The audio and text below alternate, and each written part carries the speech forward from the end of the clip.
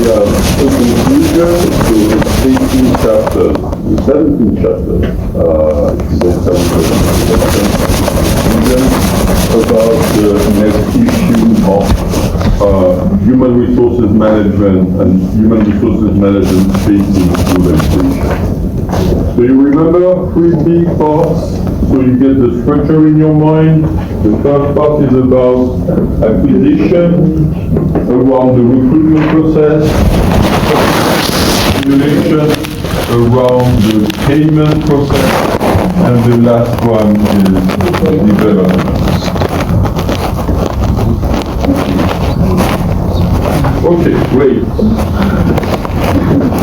In terms of introduction,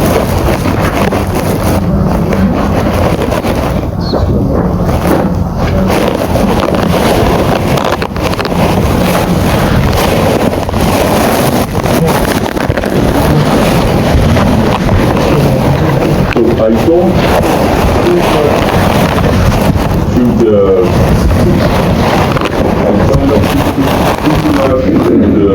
the book. It's not that you can read it, it's just the book, just help you to understand where we are.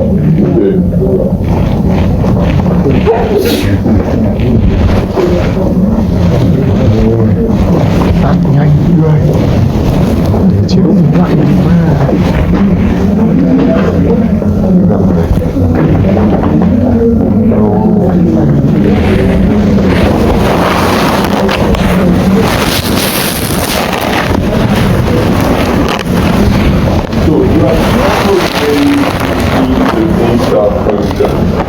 It can be very structured on big companies, or it can be just a part of the work of the financial and administration director. The part of the function have all the, for example, development in terms of career or specialization, externalize the heart of the function is the payroll and the payment of salary. And when you see more structure, it's around the pay department, and then you can externalize the other function. The bigger the company, the more structured the function, you can have different departments different HR functions. Like you have people who are doing the recruitment, you have people doing the manpower planning plus the competency analysis, and you have people in charge of development, and of course the most, I would say, administrative service, which is about the payroll, but you can define also incentive policies, which is how you want to push people to work hard in your company. So you can see very, very different styles, and of course the lecture will be about the most elaborate and sophisticated and well done part. I mean, I'm not describing all the realities you may be facing in your work in terms of HR department. So don't tell me, Professor, you are telling that, but in my company it's different, it can be different, and I have the experience of that. I try to show you the best practices, socializing with this activity. I know I'm a training specialist in HR. I've been during 19 years the director of the Master 2 HR program in IAEDEC, Aix-Marseille Graduate School of Management, my school.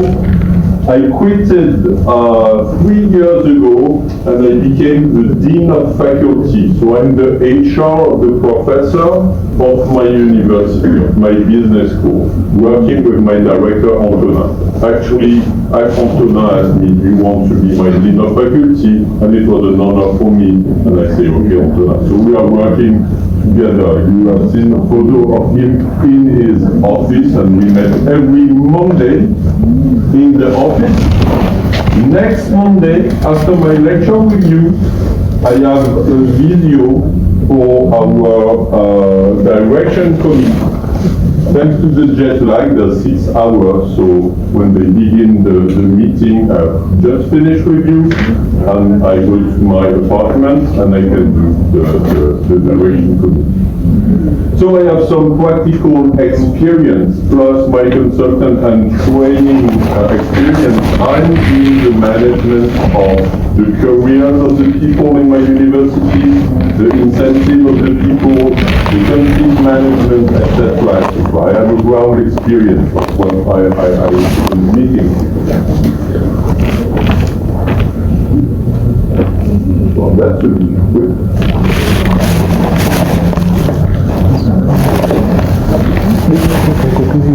Very often,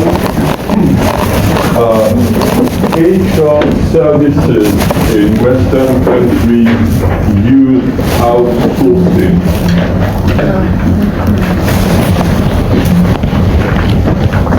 You can outsource directly the function of HR, but it happens that it's not so much common, but it can exist.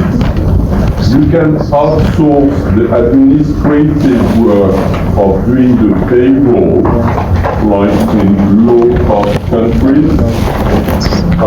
So you don't externalize the containment system, the policy, but you externalize the treatment of the data. And the most externalized function is the recruitment function, because you may need specialized people to do the sourcing that we will see together, and also to have some professional practice of interviews and selecting CVs. The main challenges of the function today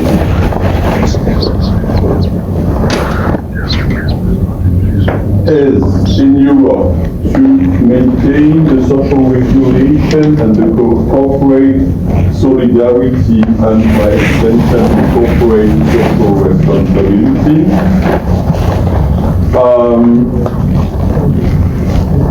How as qualifying organization and professional training course, how to gain competencies, being more embedded in our local environment through projects with a global socio-economic approach, so not just company making profits for their own, but sharing their profits with the ecosystem. You know, for example, we had the Disney World, Euro Disney close to Paris. And the idea is that this attraction park, which is the biggest park in France, and one of the biggest, maybe the biggest park in Europe, bring tourists. So the public railway service was okay to make a special high-speed train line that goes directly to Euro Disney, so you can reach it easily, and also it's connected with Paris, so to reach people easily. It makes more customers for Euro Disney, but it makes also benefits for everyone, because, for example, if you are an international tourist, you want to go to Euro Disney, but you will spend time on Paris and maybe some other areas in Europe. How to be also able to anticipate the changes. There are some major issues with the sustainable development, also major issues with the development of artificial intelligence. You have different actions that help you save these projects, and we'll be talking about these different projects, as sometimes will be a bit more technical. I wanted to begin with what are the issues, and we'll finish also with the issues. What are the changes, major changes in the HR function?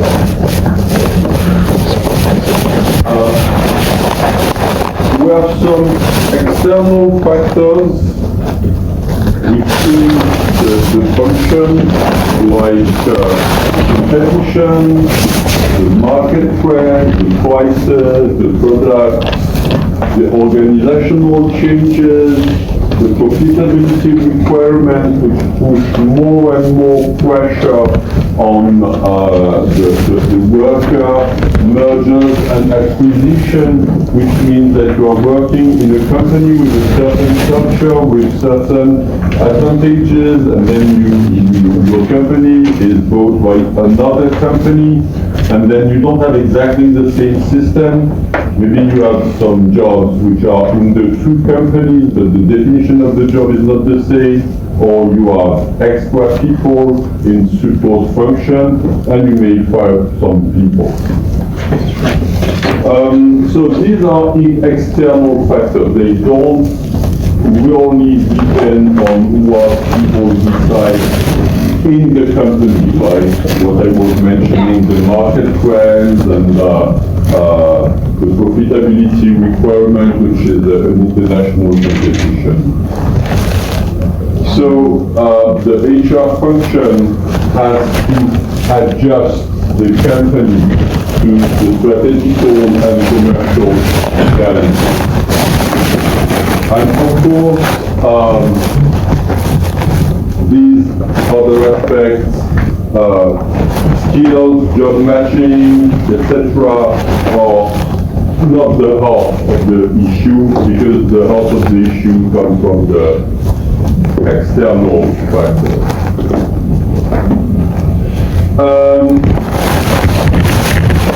In terms of internal factors that create the HR function, we had an issue in France about the working hours, and today the real issue, I don't know about that in Vietnam, is about teleworking, I mean working at home. Is there a trend also in Vietnam of people working at home? Yeah? That's changing a lot of things. I was just in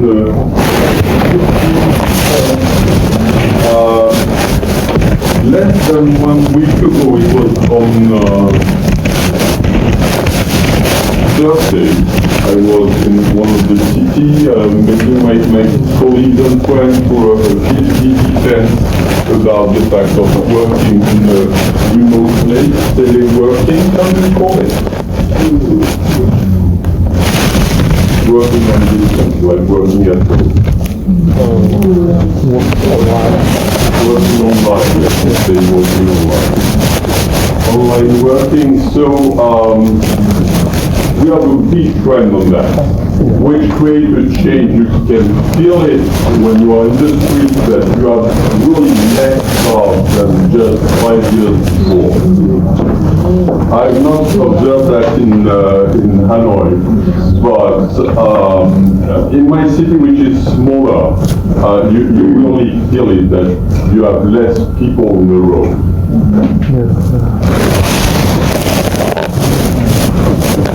We also have issues in Western countries about work-related stress and quality of life. So it's a major issue for HR managers to ensure that you have a good quality of life, and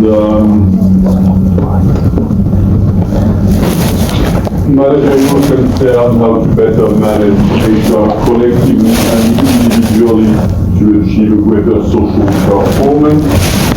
We try to have a social performance which is made parallel with the financial performance of the company.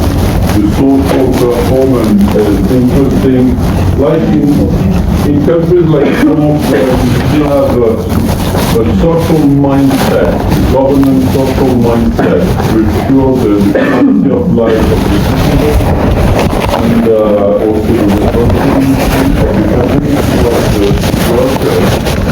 But also practical reason, which is attractiveness with the brand of the company, so you can attract better people, highly skilled people, because people are attracted by the brand of the company.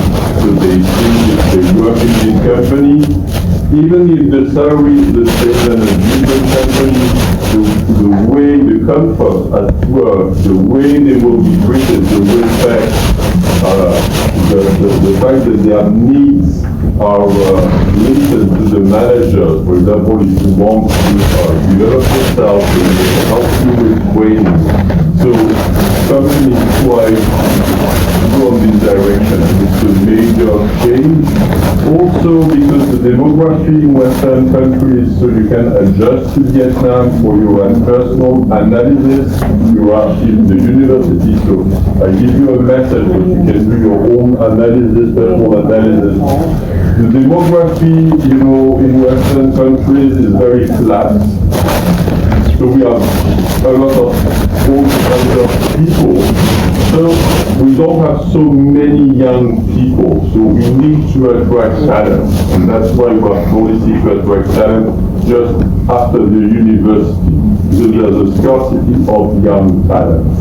And the interest of young talents is also that there are talents, but also they are young, so they are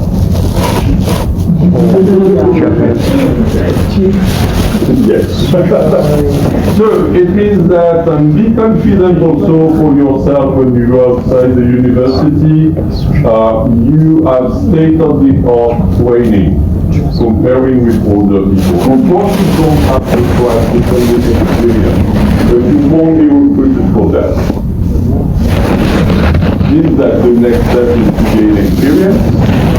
Okay, so you have to be sure of that, but you can be confident on the fact companies are attracting with cheap skills just after the university. Then let's finish with the context of the development of the HR function. You have different stakeholders. You have institutional stakeholders which are related to professional relations. You have a legal environment with administrative aspects, contracts, etc. And you have a psychosocial environment,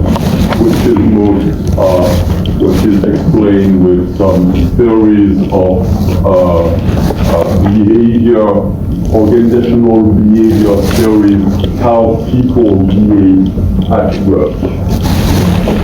I see that I promised for they mention yes, cost is not good.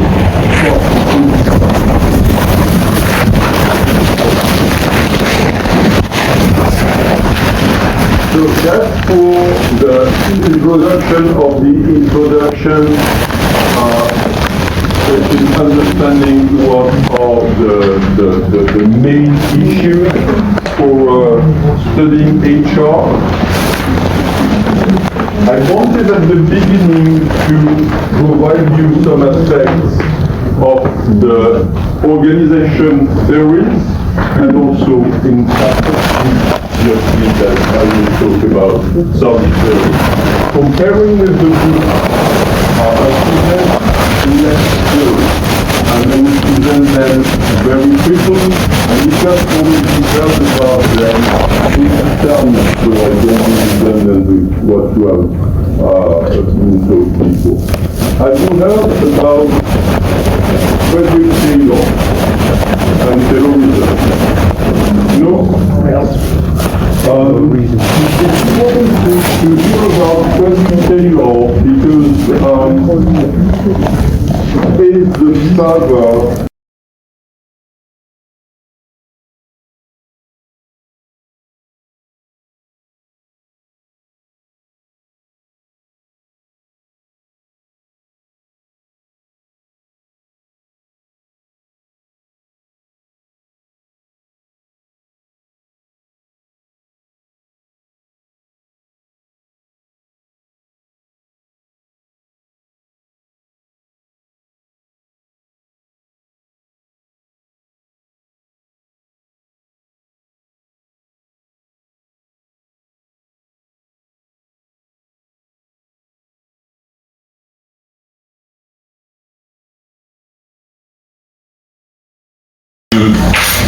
lecture is structured in 3 parts: acquisition, stimulation, and development. And the first day we began with manpower planning, explaining that was the roots, the most important part for understanding what will happen next during the recruitment process. And yesterday we spent more time on the recruitment process. We gave more importance to the recruitment process because you will be recruited, and so it's important to understand how it works. My perspective is to show you how the organization is thinking, so you can adjust to what the organization is doing. We will finish today about the acquisition part. And after having seen yesterday the different processes of recruitment, then the different tools of recruitment, we are now talking about the last part of the recruitment, which is integration. Between all the tools of the recruitment, we have seen several practices, and you asked me a question about what is the job dating like. It's a way, it's not a major point, okay? I was just mentioning it in the book because when you write a book, you want to put as much information as you can. If you don't, people will say, yes, you don't mention it, it still exists. The idea was to explain that some company will like to concentrate on one day.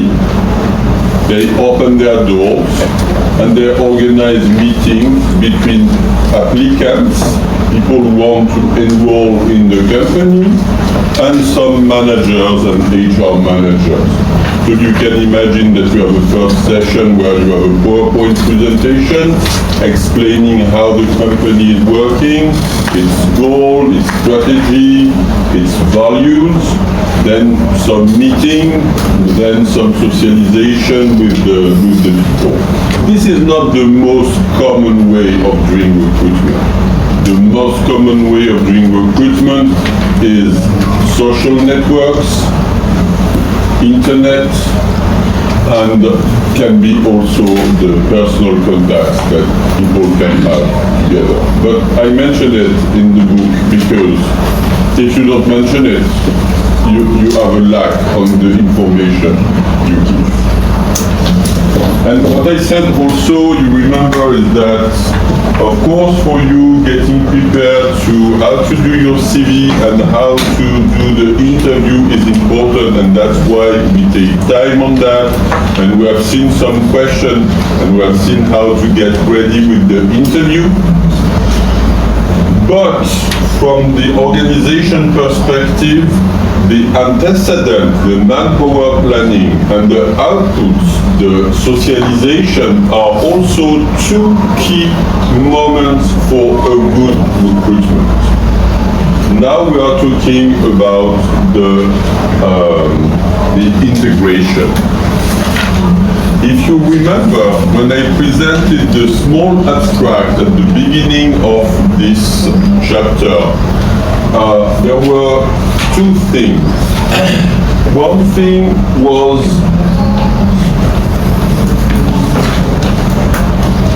about the definition of organizational socialization. And organizational socialization is learning the job and learning the culture. Companies have culture, like countries have culture, like human groups have cultures. You have different subcultures, okay? It depends on how big the group you consider. And yesterday and the day before, I told you that the culture between Aix-en-Provence and Marseille was very different. Aix-en-Provence being the intellectual city with intellectual value, and Marseille being a more cosmopolitan city with a big harbor. I make the parallel with Ho Chi Minh and Hanoi in terms of value. It has a sense for you to see the difference, but I've been teaching also in Ho Chi Minh and I have a feeling different than in Hanoi. The value of the people don't seem to be exactly the same. In the countries it's the same thing. South of France and north of France it's different. South of Italy and north of Italy it's different. The same kind of thing happens to companies. That was the first point about the socialization, understanding what is the socialization process. Do you mind if I stop the translator? Can we use the, because it's very noisy.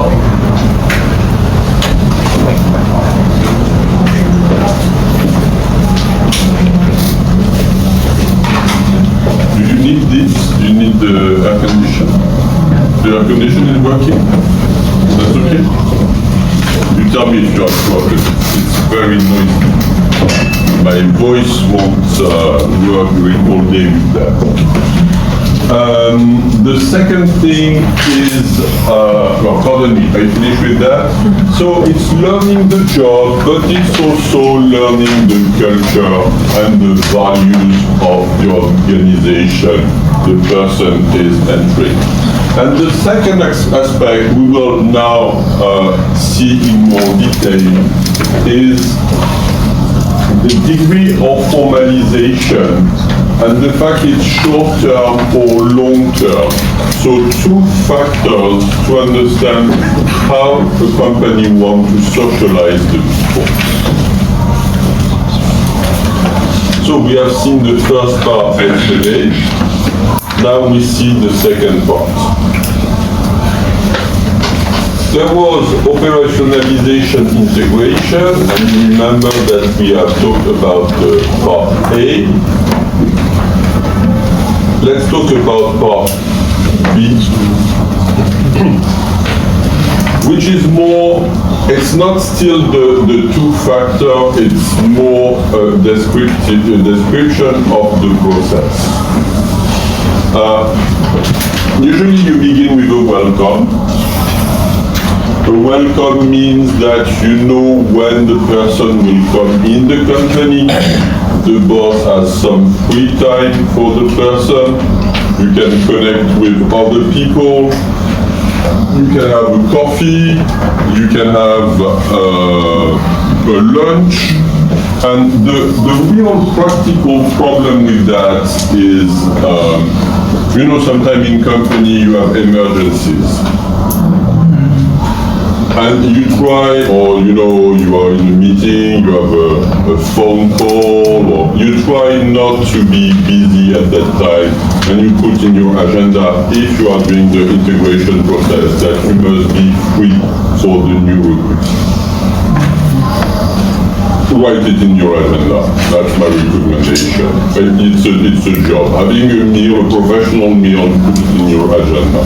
So you have some time for a welcome, and it means that you can also, like when you are organizing a meeting, you can have some different people, so you can socialize the person. Then you have the integration management process by itself. And you have several actions.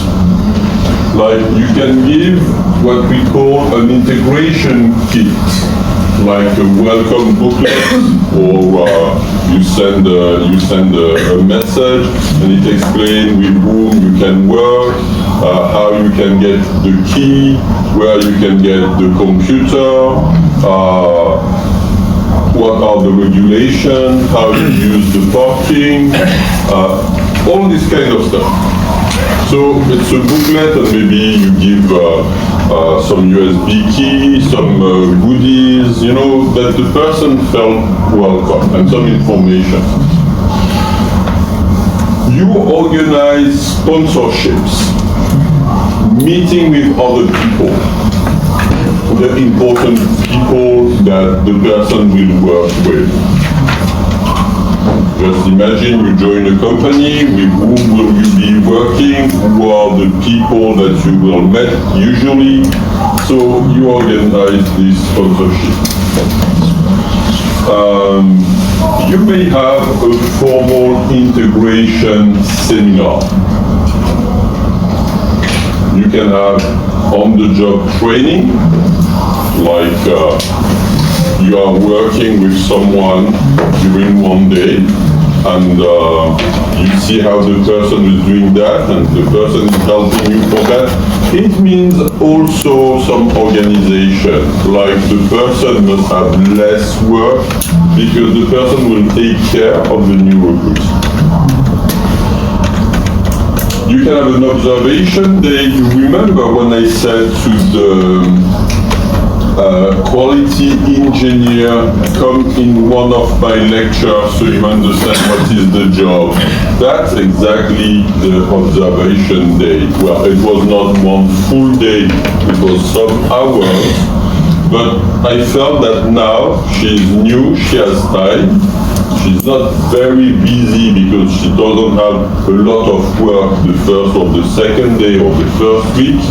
It's time to observe what is happening, what is the kind of service we are producing, what are the key elements for performance, because maybe she won't have the time to do that. And then with the time, you don't realize that's so important because you're focused on yourself.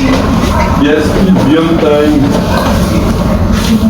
Check the door, don't let it open. Thank you. It can be also a kind of internship. It can be a kind of internship, like you go in different services and you work for the different people.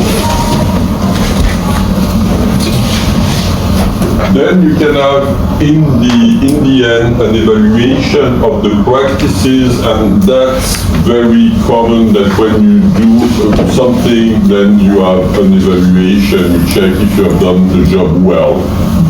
So you check if the practices were good, like you can ask the person hot and cold satisfaction questionnaire. You know this term, hot and cold? Hot is short term, just after the experience, like, okay, just we have finished the lecture, I ask you, did you enjoy the lecture, did you learn something? That's hot, that's your feeling. It corresponds a lot with satisfaction. Hot, short term, is very often a measure of satisfaction. Cold is more long-term, like, okay, I had a lecture in HR, now I'm working in a company. When I was having my lecture, I was just a student, now I'm working in a company. Do I find in the company the element that I've been taught during the lecture? Is it helpful for me?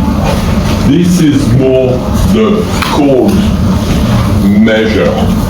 After some time, you are less engaged in the feeling and the satisfaction process, and you are more on, did I use the skills that was provided, or was the message something which is not related to what I need, for example. So it can be interesting, you have a measure just after the recruitment process and then after some time. And of course, what you want then is see what is good and how you can improve. This is the tricky part in the life of organization, being able to improve processes without blaming the people. So that's why, you remember when we did the interview, one question can be, what would you like to improve in your way of working? Which is a more political and benevolent way of saying things that what are your defaults? Where are your weaknesses? When you are talking about weaknesses, you bring a negative judgment. If you are talking about what do you want to improve, you're more on the positive trend. So my recommendation is don't be shy to say how to improve a process. You don't need really to focus on what's bad. You're not judging the people. To try to improve the processes. So what can I do to improve the process?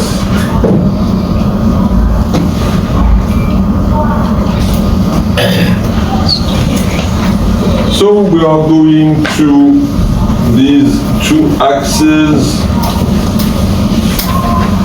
that will be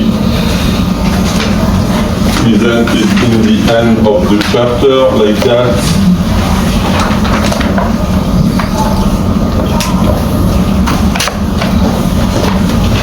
And here there's a reflection about the difference between institutionalized practices and individualized practices. You have these two levels of analysis.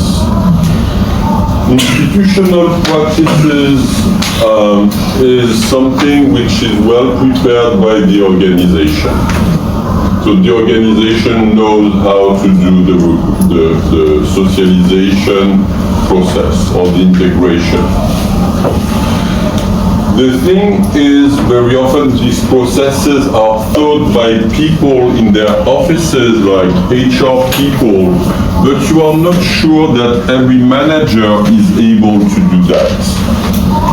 So it's good to have institutional processes, but then the thing is how to make people learn these processes.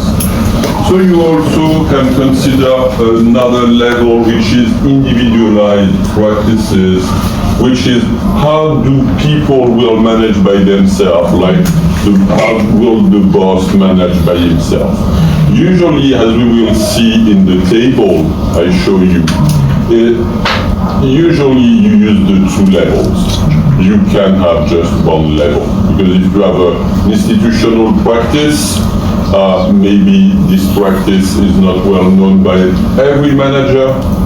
Like for HR managers that sounds obvious, but you don't know if your engineers on the factory knows how to do that, if your financial guys know to do that, if the marketing people know to do that, etc., etc.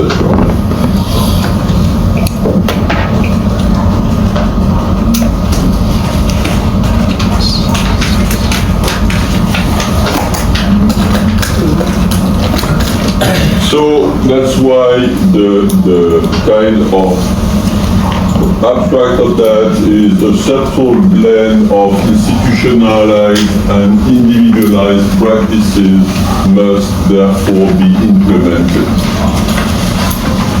Because you have the global policy, and you also have the people who will hold the policy, and also the nature of the recruitee. All recruitees are not the same.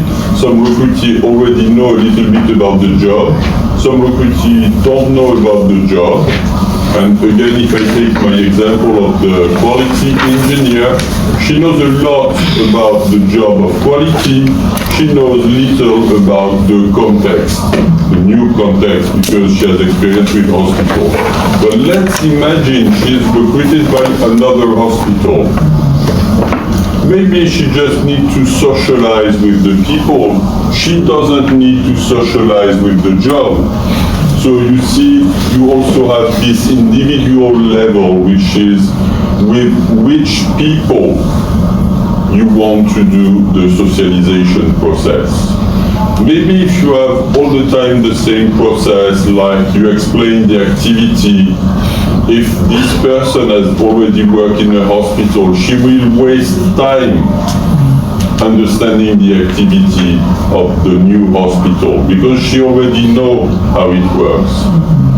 But if she goes in a university, maybe, or if she goes in a factory, maybe she doesn't know the product, she doesn't know the good. So you have to socialize her to how we produce the service or the good, and what are the key elements of performance, what are the value of the people who are doing the job. So, it goes to the question, how to choose an integration strategy. As we have seen that we have these two factors which are time, long-term, short-term, and the fact is plus or less formula. In fact, we have two key questions about that. To understand which behavior are most important. Do you want that the new person be very conform with the new organization? Okay, do you want she understands how it works and she does what the organization is doing? Or do you recruit someone because you want to bring new ideas and so you want innovation?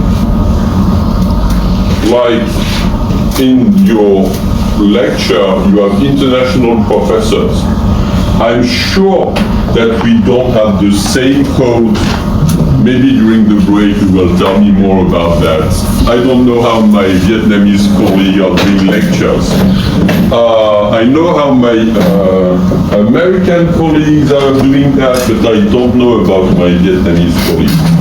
But in terms of conformity or innovation, to some extent I try to confirm myself to, for example, your regulation in terms of notes, like the midterm exam or things like that. But also, it's interesting for you to have an international professor because it brings innovation. You don't have exactly the same thing.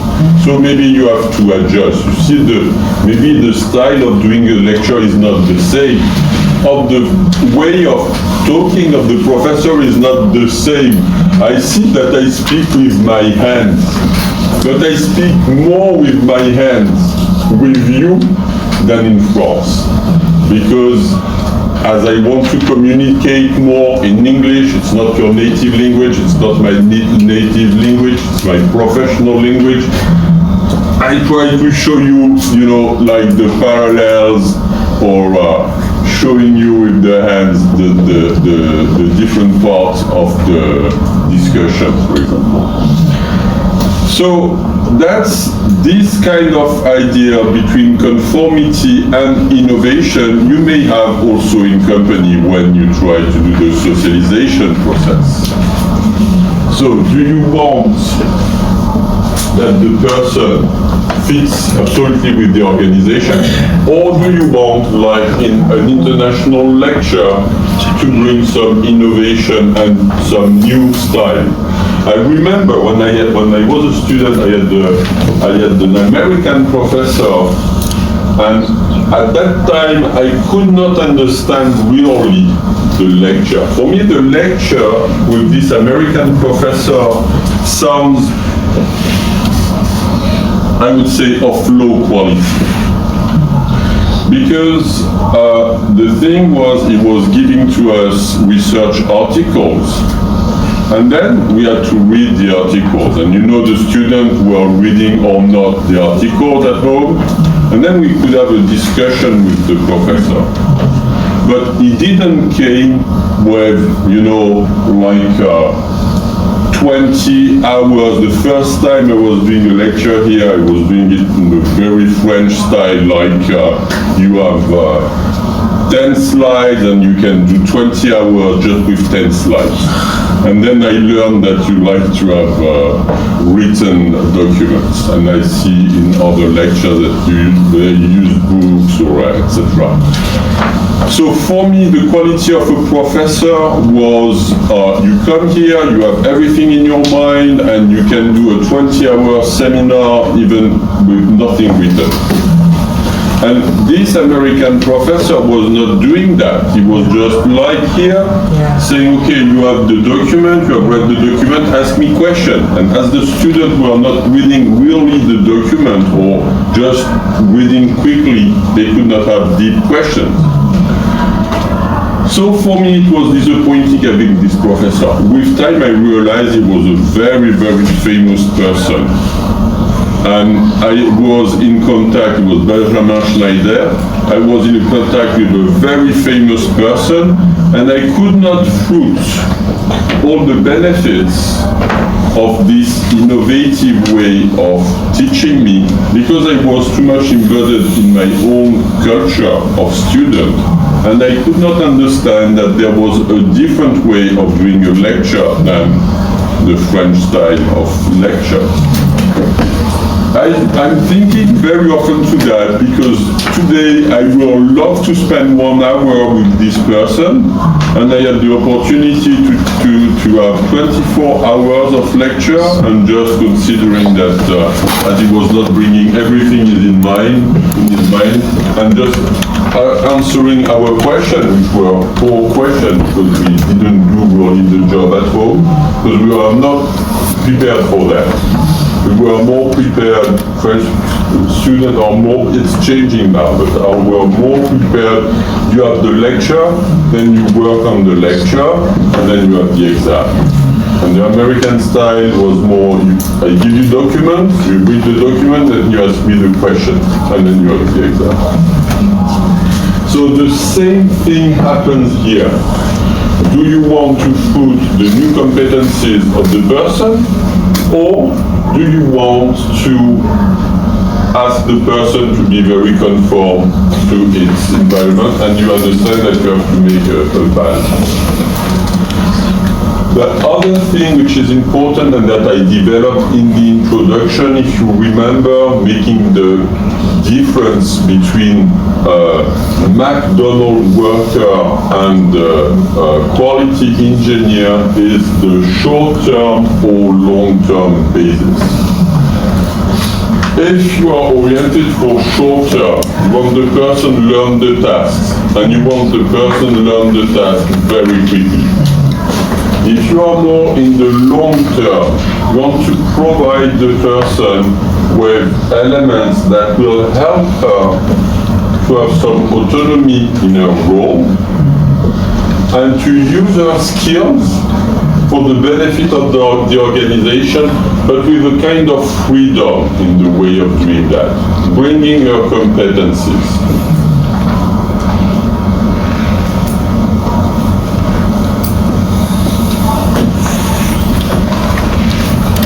And so, all these elements are in this table.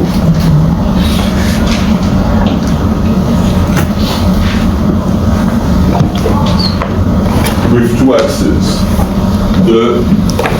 This axe is the time axe, long-term, short-term. And this one is the level of formalization. Low formalization, which is focused on innovation, creativity, and resourcefulness, and strong formalization, which is linked with compliance. You have 4 categories. If you have a low level of formalization, it's more slack. It's more you do a little bit like you want and you adjust with the person. And you are on the long term. We call it natural selection. It's a more organic way, of seeing the organization. You have an improvised sponsor. The integration by the colleague is not controlled by the organization. You use communities of practices, intranet, project teams. It's an innovative company. If you are in the long term, but more compliance, you have cultural formatting and standardization of value. You have introduction programs, booklet, mentoring, follow-up, career planning. Usually it's large companies. You have the integration seminar with the CEO presenting directly, or maybe it's a film. For example, we have Airbus helicopter, not far from my place. And each year there's a meeting with the CEO explaining the strategy for the executives. That our values. It's very formalized. And there are great HR services. We have a lot of students doing their internship there. And there are very strong processes. Also because you can have security issues, with helicopters. One part is the civilian helicopters, but half of the business is military helicopters. And here you have low formalization and short-term perspective. So it's more on-the-job learning. You are doing the job and you learn the job doing the job. You want a practical application, and that can be like the fast food restaurant, seasonal job in the hotel, restaurant, or agricultural sector. You pick up the strawberries and you don't have the formal meeting with the CEO explaining the value of the farm or what is the quality of a strawberry. You just go with the other people and you see how they do, and you understand that if you are working like that, you will break your back, so you have maybe to adjust. But no one is explaining clearly. Okay? You don't have the work doctor explaining that to you. You manage with the people. So that's low level of formalization and short term, because that's not your job, pick up the strawberries. You just do it for a while.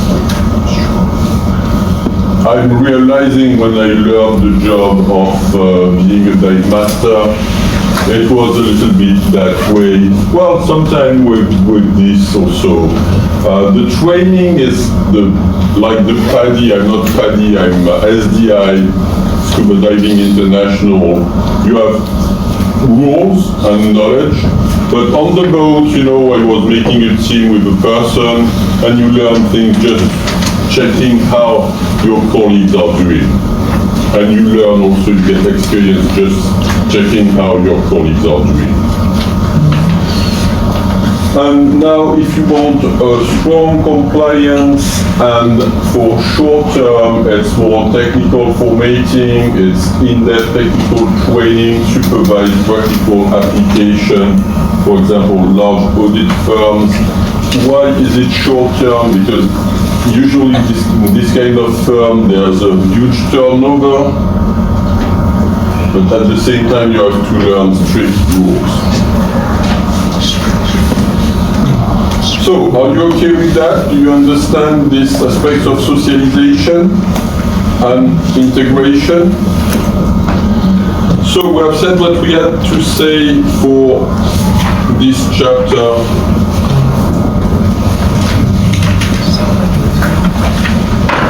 just to finish, be aware of that.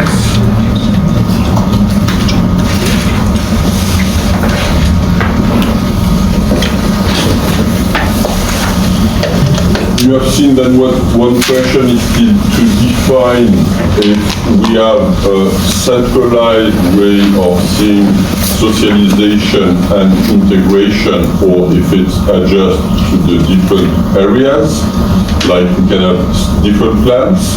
Maybe the culture of the different plans is not the same, maybe because it's in the different country, but maybe also because the culture of the different factories or the different companies of the same group is not exactly the same. Some maybe are more focused on office and support functions. Some are more related with the direct business and the direct customer. Maybe it won't work the same way. So you see business, geographical, cultural, product and market. Sometimes it's good that to share the practices and to conclude the point is, are we at the collective or the individual level? And we try to avoid contradictory messages, like there are some value of the organization and the personal mentor is saying something different than the value of the organization.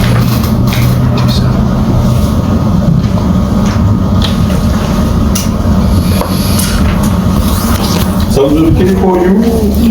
I know that you don't have a lot of practical experience. Can you make a relation with things you already know, or it's very abstract?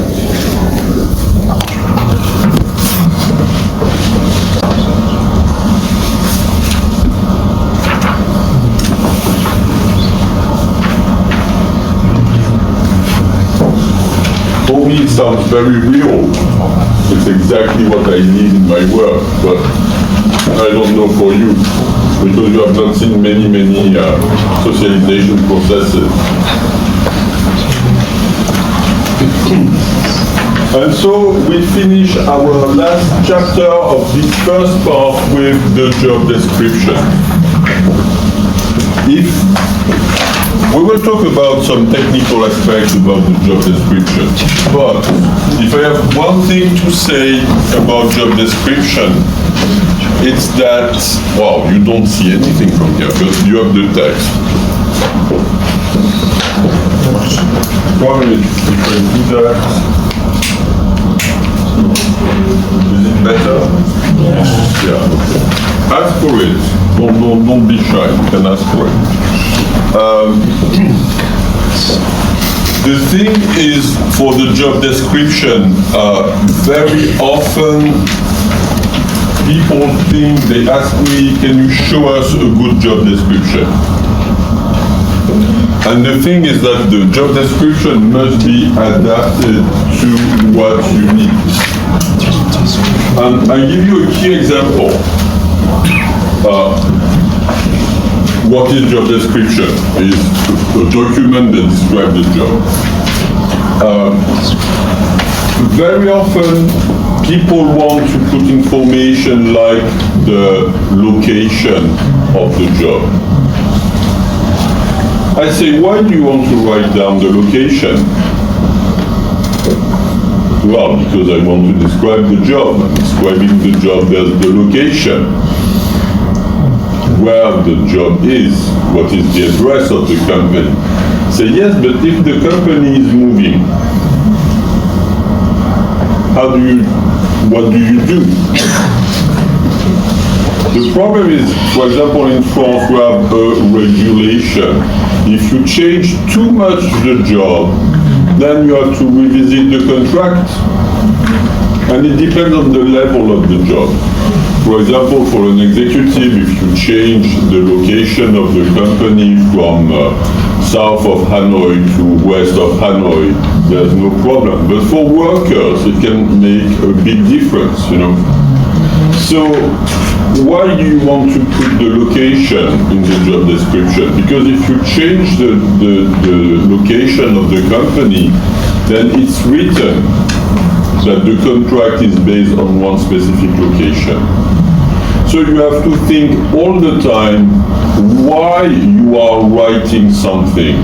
And if it's useless, don't write it. So it brings to sometimes job description. My recommendation is don't make them nice, make them efficient. Too often people try to do the job description putting everything inside. And the problem is if you put everything inside, at least in Western countries, you go to legal issues. And then you are defining the contract like, okay, I'm teaching you and you stay at this place here. Okay, what happens if I move? Why do I need to tell you where you are if it's useless? So put in the job description what is useful, which means that I will give you some examples of how to do, but you have to adjust to your goals.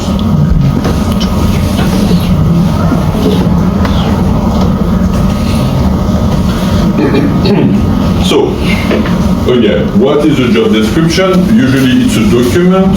Maybe you will be able to check some on internet. It's designed to characterize the position. It's a tool for communicating the job's mission, clarifying the hierarchical position and the links between the position and the review and other positions in organizations. It focuses on the position and not the person. That's a key element. You are talking about the job, you're not talking about the person. You're not talking about this specific person and its performance.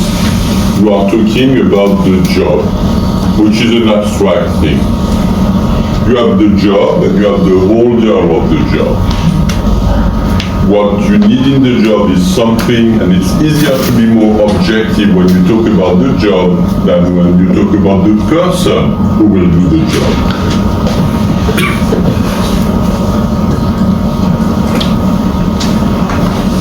I'll check if I develop for you this or if it's useless.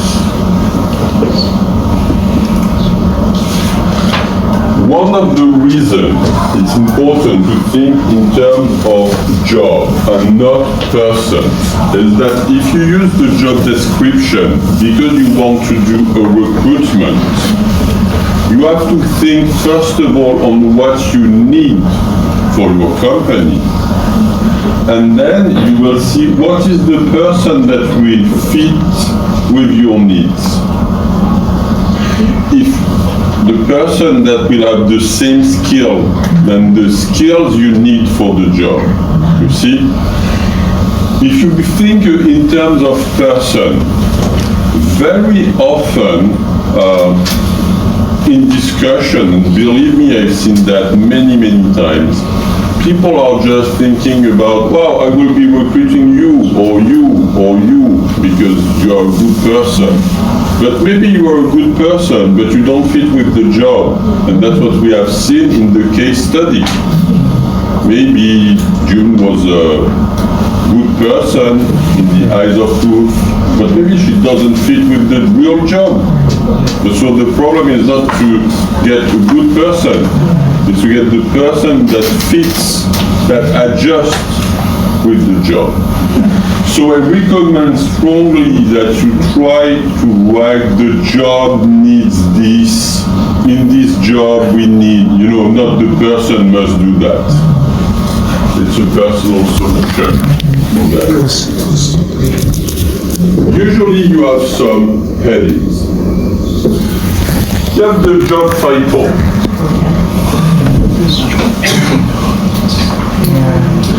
The job title, it can be something a little bit formal, like when you give the job title, you know, maybe director is a certain level, responsible is another level, like lower level, you know, assistant. So usually this is not very difficult to find, but you have to be careful. Director and responsible doesn't mean exactly the same thing in some companies, so you have to be sure that you write the title at the good level. This can sound just casual, but it's not. Write when it has been done and by whom. Like you have the job title and written by, and maybe it can be a group of persons, and what is the version? I don't like so much version 1, version 2, version. Doesn't mean a lot of things. Just put the date. Version of what's the date today? The 5th of December, December 5th. 2024. We don't need to know if the first version, the second, or the 5th version. We put the date and who wrote the job description. I think this is the most difficult thing to write. In terms of logics, it has to be there. But I recommend that's one of the last things you write, because it's a kind of abstract of what is the function. It's a short paragraph. It shows the key point, the main mission, summarize the job. It explains why, what is the finality of the job, why people are doing this job. And it needs a lot of carefulness in the way of writing.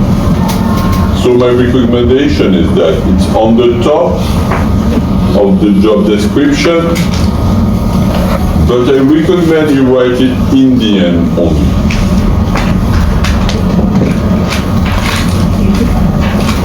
What I recommend is that I've supervised a lot, maybe I had a lecture about that, and I've done myself some consulting on that, and during my lecture I've seen maybe like 200 job descriptions for my students. So my recommendation very often is to begin with the missions. When you write, you begin with the missions, the tasks, what the person is doing. So usually you put as mission major area on the job, and then you can explain what are the different tasks.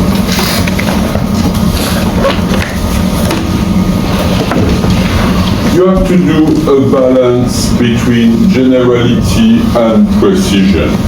What does it mean? The same thing that the location of the job comes here. Like if you are too general, the problem that it doesn't say anything. If you are too specific, then the problem is you can have low issues. Like you told me to do things that way, so I don't do in another way. Okay, so don't be trapped by that. You have to define the thing, and the higher the level, the wider the way you should write. Not too much specific. Well, I've done that, for example, for my professors. I produced several of them. I produced many of them before, but I produced several of them for my professors. Like what is the job description of the head of a program? What's the job? So it's usually missions I don't give you an example, you will see why. Missions, and in the missions, you will have the tasks. Like when you present it, you will have mission 1,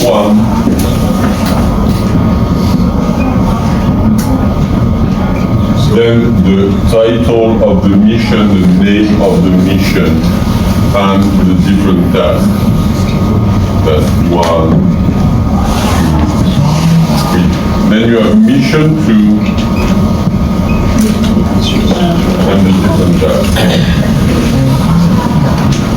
And what I do, I recommend, if you have to build a job description, you do that way. It's because this is not very difficult to see.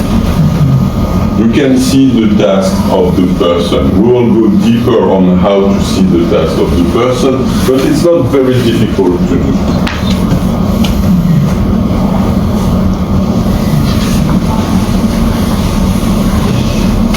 The other recommendation is, as last mission, you must mention the incumbent may be entrusted with other occasional tasks to avoid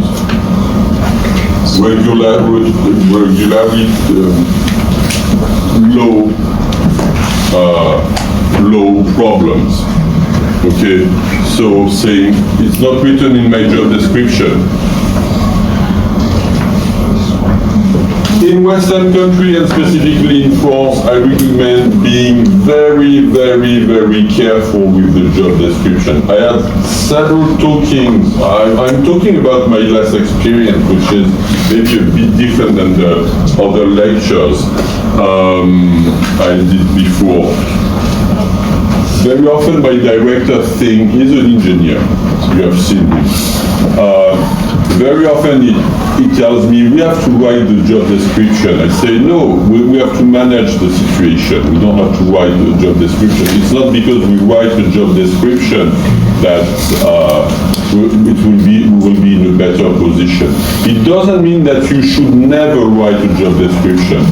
Writing job description is a good thing to explain the deal, explain the contract with the person. Okay? But sometimes when you have managerial issue with people because they are not doing the job, it's better to have a direct explanation than write the thing down. Because if you have a conflict and you write, your job is doing this and this and this, maybe the person will do what is written, but nothing else. And as you wrote that, but you didn't think that there was something different, like, okay, I do the job, but I don't transmit the data. You didn't wrote I had to transmit the data, so I do the job, it's on my computer, but I don't transmit the data. So yes, but you have to transmit the data. You didn't write down I have to transmit the data, so it's not my job. And you didn't tell me to whom I must transmit the data. So I don't transmit the data. You see, so you want to avoid that. You understand? You want to avoid that. So it's good that you write the job description before you are in a conflicting situation. One of my consulting activity on that was for what we call urbanistic agency in Marseille, big city. And the thing was we had to rewrite the job descriptions because the culture of the job has changed. The people we were spotting were the heads of different project directors. And it was architects. And the whole job, the whole vision of the job was, I'm an architect and I produce a huge report, very technical and very well done with philosophical aspects of the project we have for the city.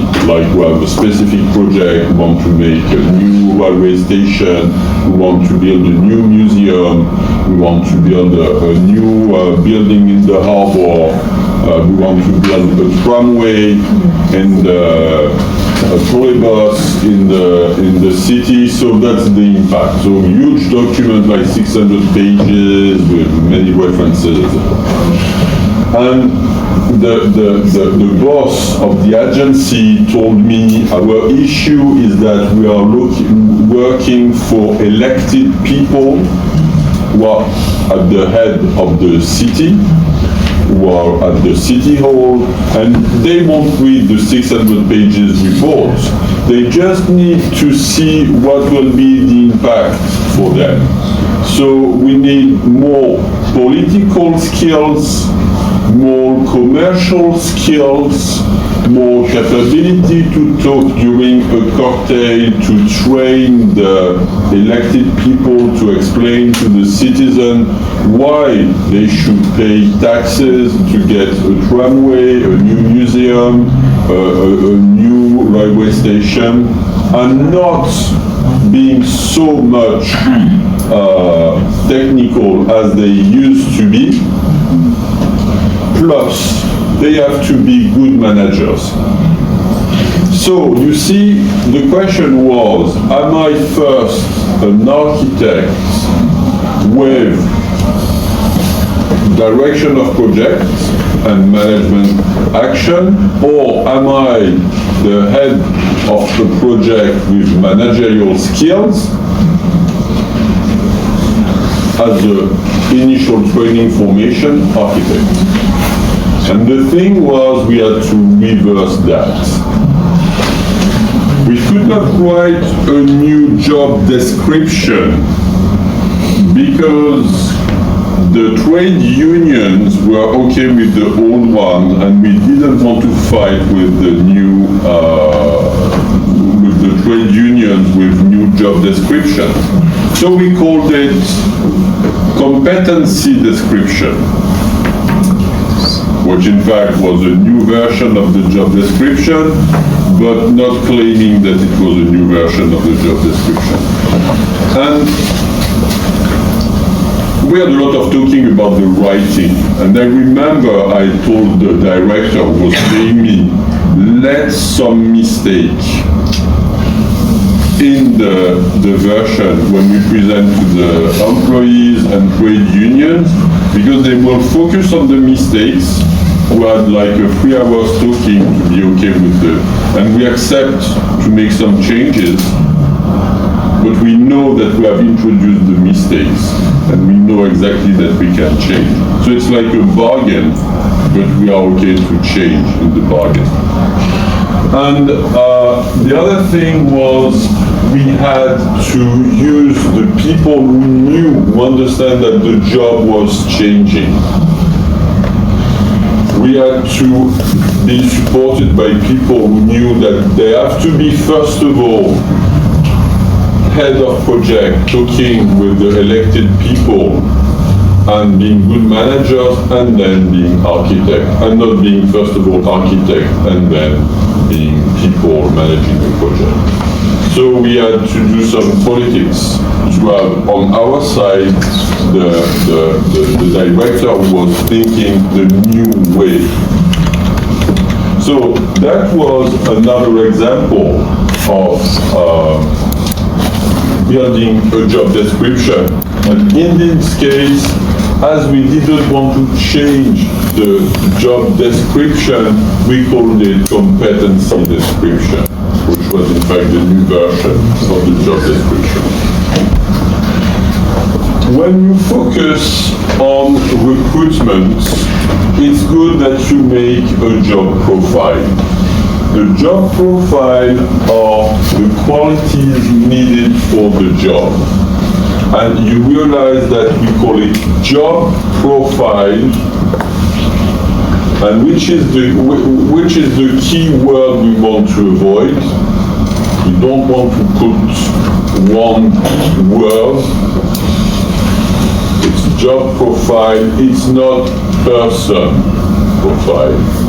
again, we go back to the job. It's the job profile. The job profile is the qualities needed for the job. Usually you put the knowledge, like the training, that's your knowledge is your level in accounting, audit, control. Your experience, that's what you will gain with your internship, what you have done practically. So maybe it's good that you talk about some software, size of the company, goals of the company, to understand clearly what was your know-how. It's linked to experience. So you have to be clear for your experience. And again, I jump to the CV. This should be one of your first experience. I mean, your internship should be something like 5 lines, a little bit big, okay? Where you are very clear on what is the name of the company, the number of people, the size of the service, and describing what you have done a little bit clearly, because you understand that when you are recruited, they also have a job description, and they will try to make the fit between what you have done and what they want. They will work that way. The first level of the selection is that you take the CV, you take your job description, you take specifically the job profile, and you check if in the CV you have the element that put in the job profile. So it's good that you put many keywords that correspond to what you have done. And then get ready to talk about that during the interview. So get prepared to talk about that in the interview. You also have the behavior, and it's more linked with the personality, and it's a little bit the question I was asking yesterday, like what do people who are working with you think about you? It can be explaining where you feel comfortable, what are your skills, behavioral skills.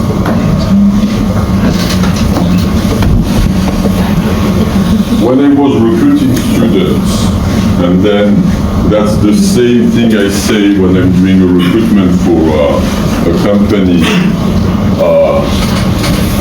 I told you already, but I say it again.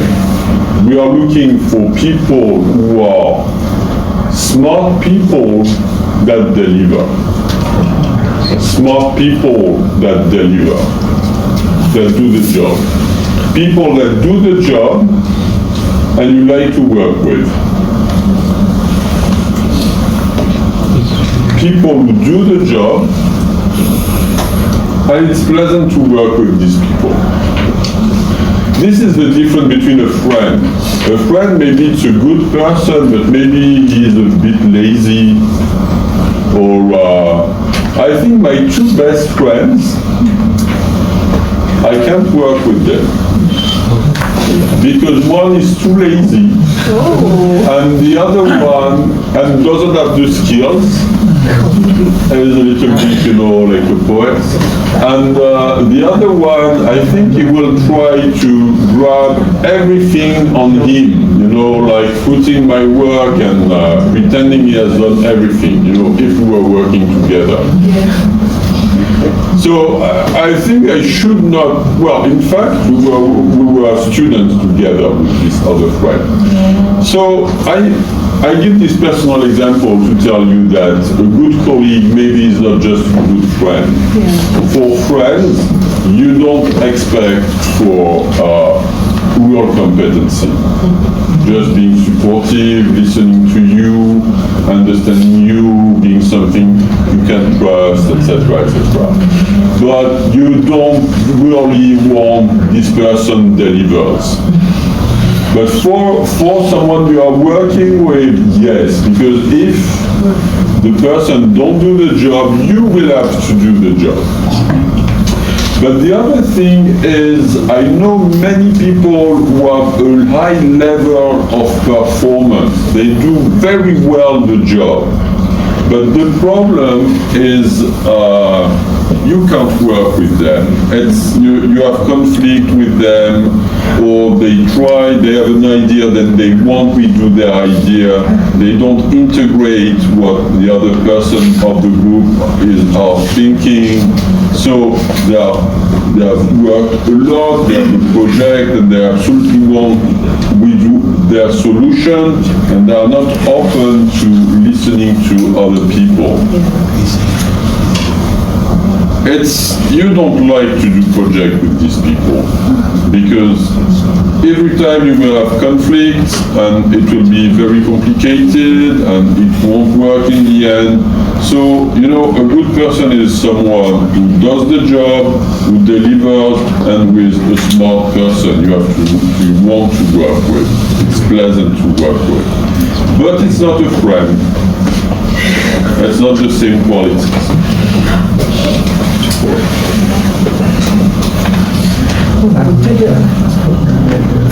Guys, I suggest we have a short break.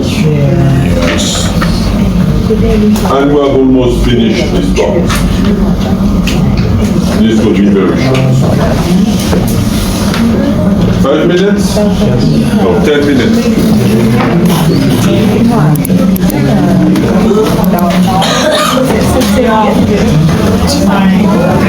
Cái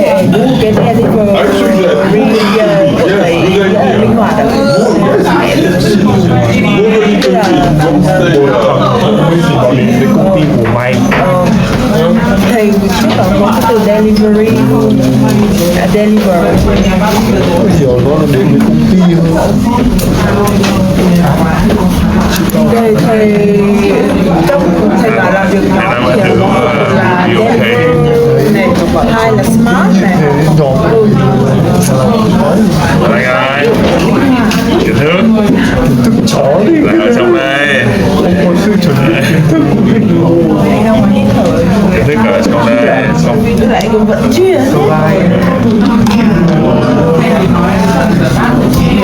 Không thấy không? Tôi sẽ chứng minh cho ông thấy kiến thức là ở trong đầu. Mai cũng lắm thôi, có chứng khoán. Tôi quân khoán tôi có phương pháp kiểu đấy, có thể tin tưởng được. Ý của thầy là có thể tin tưởng được, thông minh có thể tin tưởng được, ra bên này an toàn.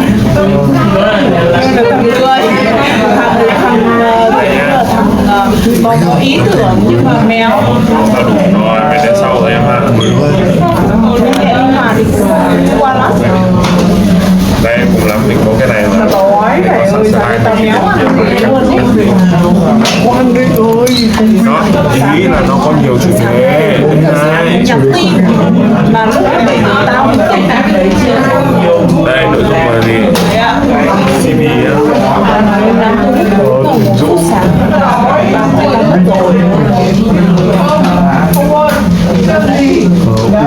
sáng nay anh họ tao sang đây để gửi xe để về quê. Tao bọn mình kiểu tao không thể chạy về. Mẹ của tao tối hôm qua vừa anh tao Được chưa? tao cũng bảo mẹ tao bảo mẹ tao không thấy ăn tông Được chưa? mẹ tao Đi lắm thì eo mọi người. mẹ đây chúng mày làm slide ra Được chưa? Cùng lắm thì có mẹ về tôi quân quán tôi lấy bao voi ra tôi tự làm đó. chúng mày làm trước rồi à? Được. Làm nhiều nó kiểu như là tạo slide ấy. thế xong thằng bắt nó bảo là có nhóm mình giống chỉ làm hết rồi mình không có soạn nội dung tóm tắt những bài học thôi, những bài học bổ ích. Tôi bảo Todo de eso. Sao tới à? Đi đâu mà? Cả lò đi đâu? Ôi đi làm chim lợn thám thính. Thì không sợ. Đi làm chim lợn đấy. Mình có thực lực mình không phải sợ. Thì lẽ ông nói Tôi chỉ sợ tí bọn kia lên thế kỷ của nó nói được không ạ? nói không là có liên quan gì đâu, thầy không chấm trên cái đấy đi cả. Thầy chấm là thầy chấm ở trên tư duy hiểu không? Bọn nghiên nói không liên quan gì hết, thầy chỉ chấm tư duy thôi. Đúng rồi, nói hay không quan trọng. Bọn mày tấu ước với mẹ. Nếu thầy không chấm mấy cái mà thầy đọc bác lại Là mình có thể giải quyết những vấn đề. Bây giờ bạn không đi cả. À mà đúng rồi, đi kiểu cà phê. manufacturer car.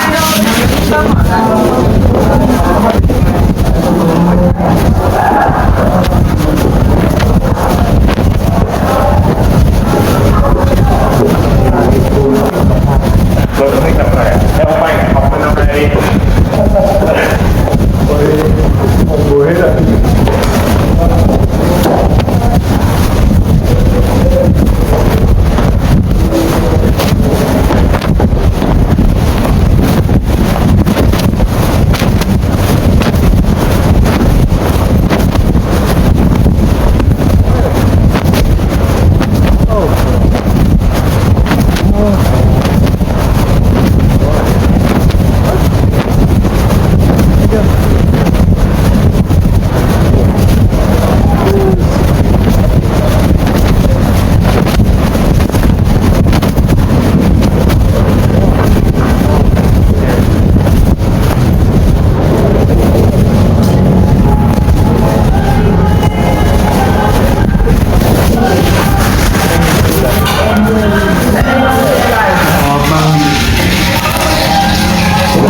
Cái chụp khoảng bú bù.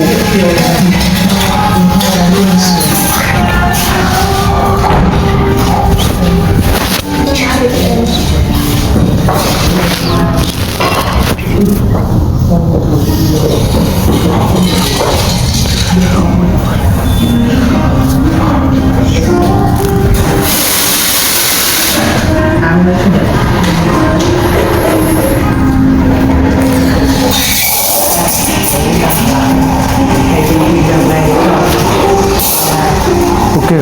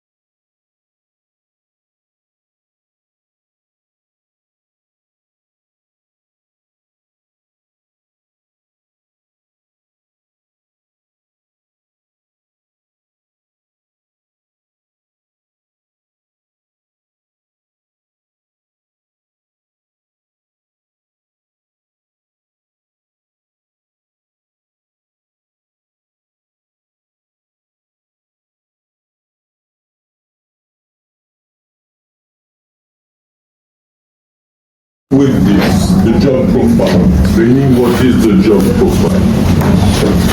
And in one of the presentations, we had almost a job profile because it was an announcement or recruitment, so we have elements of a job profile.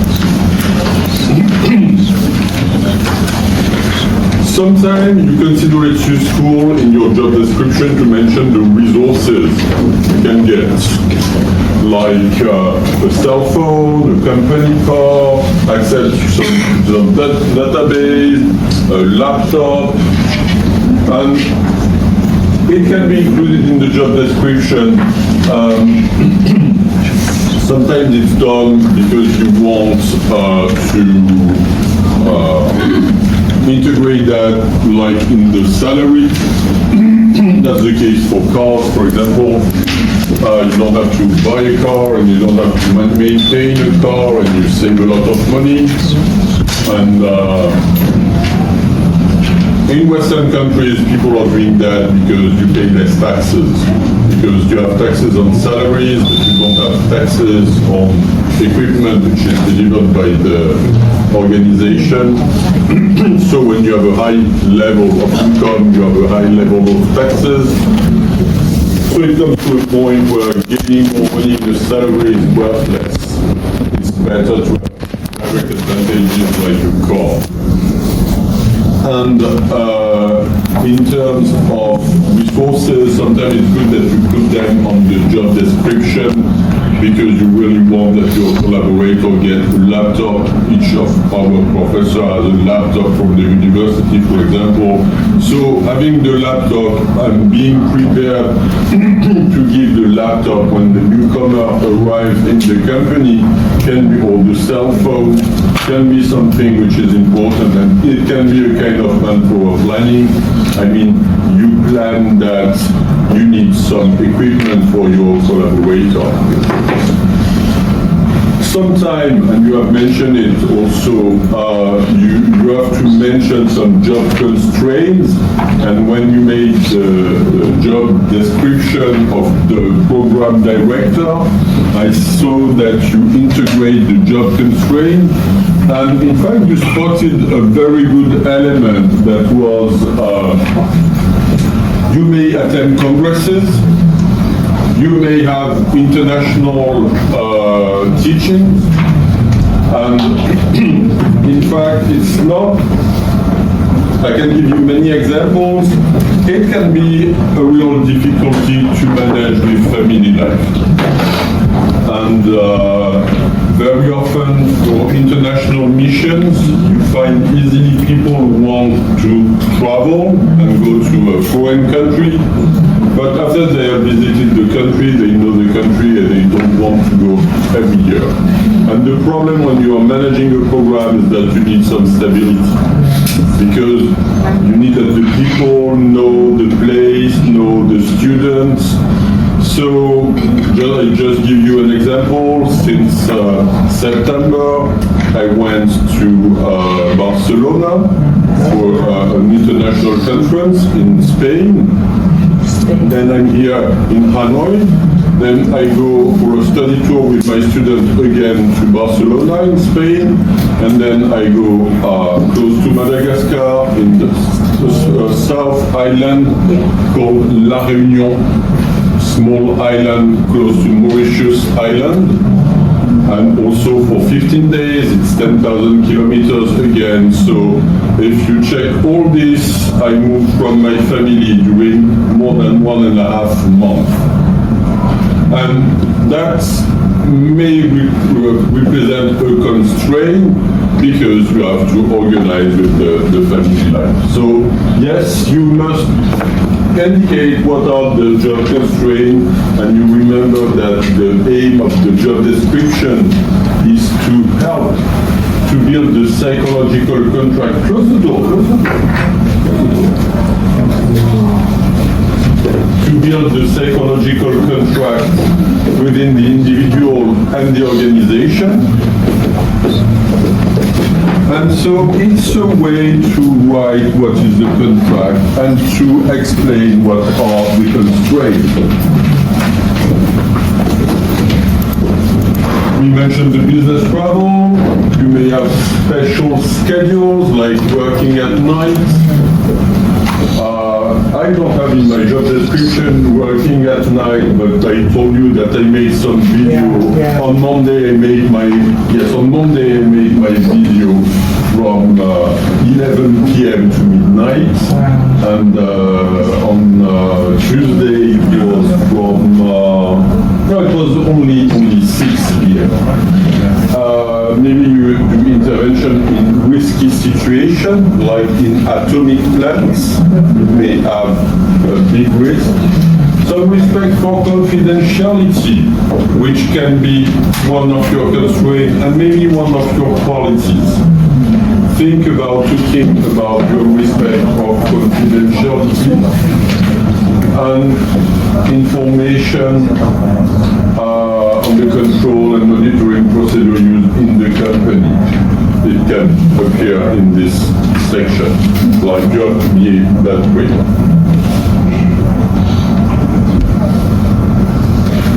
Sometimes, but not often, like all these different main paragraphs, you want to explain what is the previous position and indicate some career development to show some career path. What is the evolution? Because you want to push the managers to recruit, for example, at a lower level to go to the position or to jump to another position. So sometimes the managers will be reluctant to let a good worker leave his team. And you may face situation where the manager is saying, he must stay or she must stay a little bit more. Can I give him more money, more salary, but not a promotion? That's what you do with good workers. If you want to push the worker to contribute to his promotion, maybe it's a good idea to indicate that there's a pathway in the career. We will see it in career management, but I say it now in the job description because maybe you want to say it, but if you say it, make sure you can do it. Because if you write that people can change position, but in fact you have no position, then you will make frustrated people. You may put the remuneration or salary range. And again, the parallel where you remember I said that's very American. In some countries, you are paid by the government and so there's no option on the salary range. Sometimes it's included, often it's not the rule. The problem is if you put a rule on the salary, as salaries vary depending on the market, the work market, then you will claim that there's unfairness situations. From one sense, we will see it in the complement chapter, we try to have fairness in the salary. It means you give the same salary for the same contribution.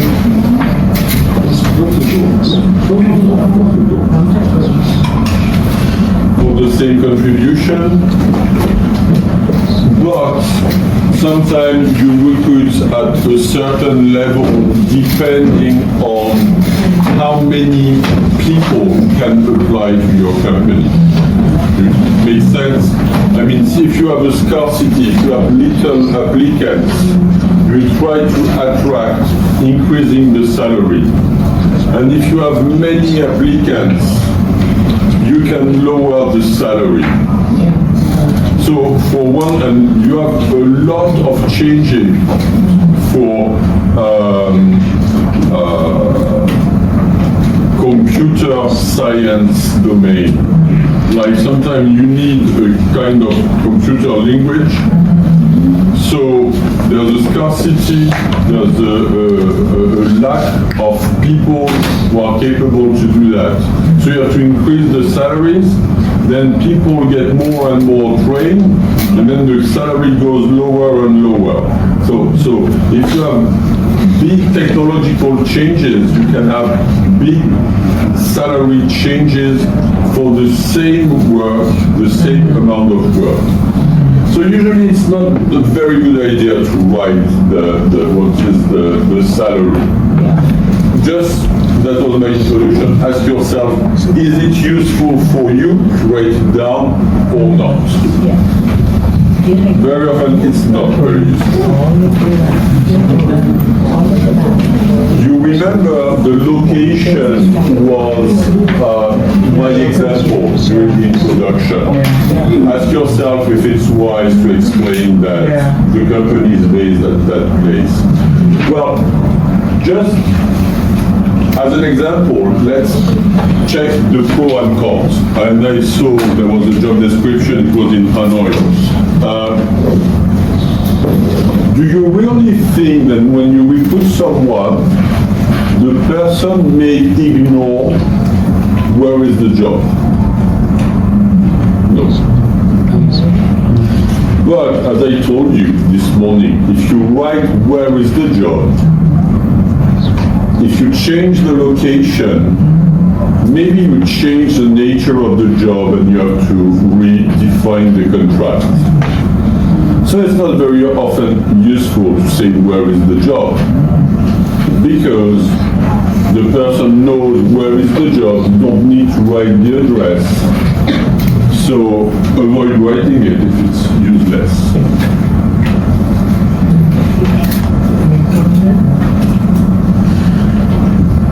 So, here is the abstract of what we have said. Usually what we try to present, the main function, job title, mission, expected results, scope of activity, the mission by itself, the position in the structure, make a small chart, don't make all the chart of all the structure when you do that, just to understand where it is, but not all the company. The key success factors, like the qualities, the job profile, the means, etc., and maybe the career development. Now it comes to the question on how you do it. What is the implementation? I will be short on this part, but maybe you will contribute to one of those, so it's good that you know before how it works. Very often it's the HR department which is in charge of this kind of thing. Sometimes you want to outsource the job and you recruit some external consultants to do that. And another solution is to create a committee, because when you create a committee with various people like the HR, the superior, and the person who is doing the job by itself, maybe you grab some information that each actor don't grab. And you remember when you did the job description of the professor, you measure the difference of level of understanding from one student and one professor. One professor, one director of a program during 19 years, and now the dean of the professors. The expert will be comfortable with the proposition that was made, but maybe someone who doesn't know or knows the job as a customer or a user don't understand clearly the function as it was described. So that's why having a committee with different people, like in the recruitment process, can be useful, because each people will bring a special eye on the situation or the problem, and you may avoid being too technical or being too simple or being too much customer oriented or too much focused on processes of the company without understanding what you have to deliver. etc., etc. Then it comes to the method. And you know that what you want to bring is kind of consensus, that people understand and are happy with the solution. You have several methods. One method is the interview of the people holding the job. Like, what are you doing? It's cheap, it's easy, it's the solution which is generally used, but it has some drawbacks at the same time. The main drawback is, I mean, you can do it, and you can do it and do other methods. Grab 80% of the information with that and get the other information from different sources.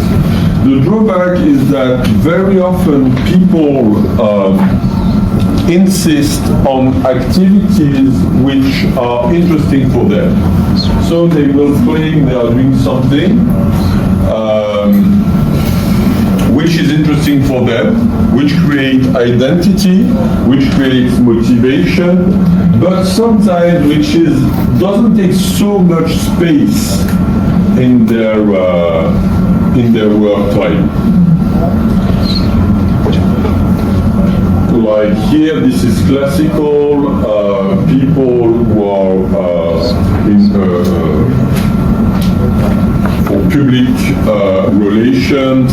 They insist on the fact they help the people because this is the novel part of the job, the interesting part of the job, but very often they used to give just very useless information, and that's why this has been changed with machines. You know, you just dial on your phone on which service you want to be contacted.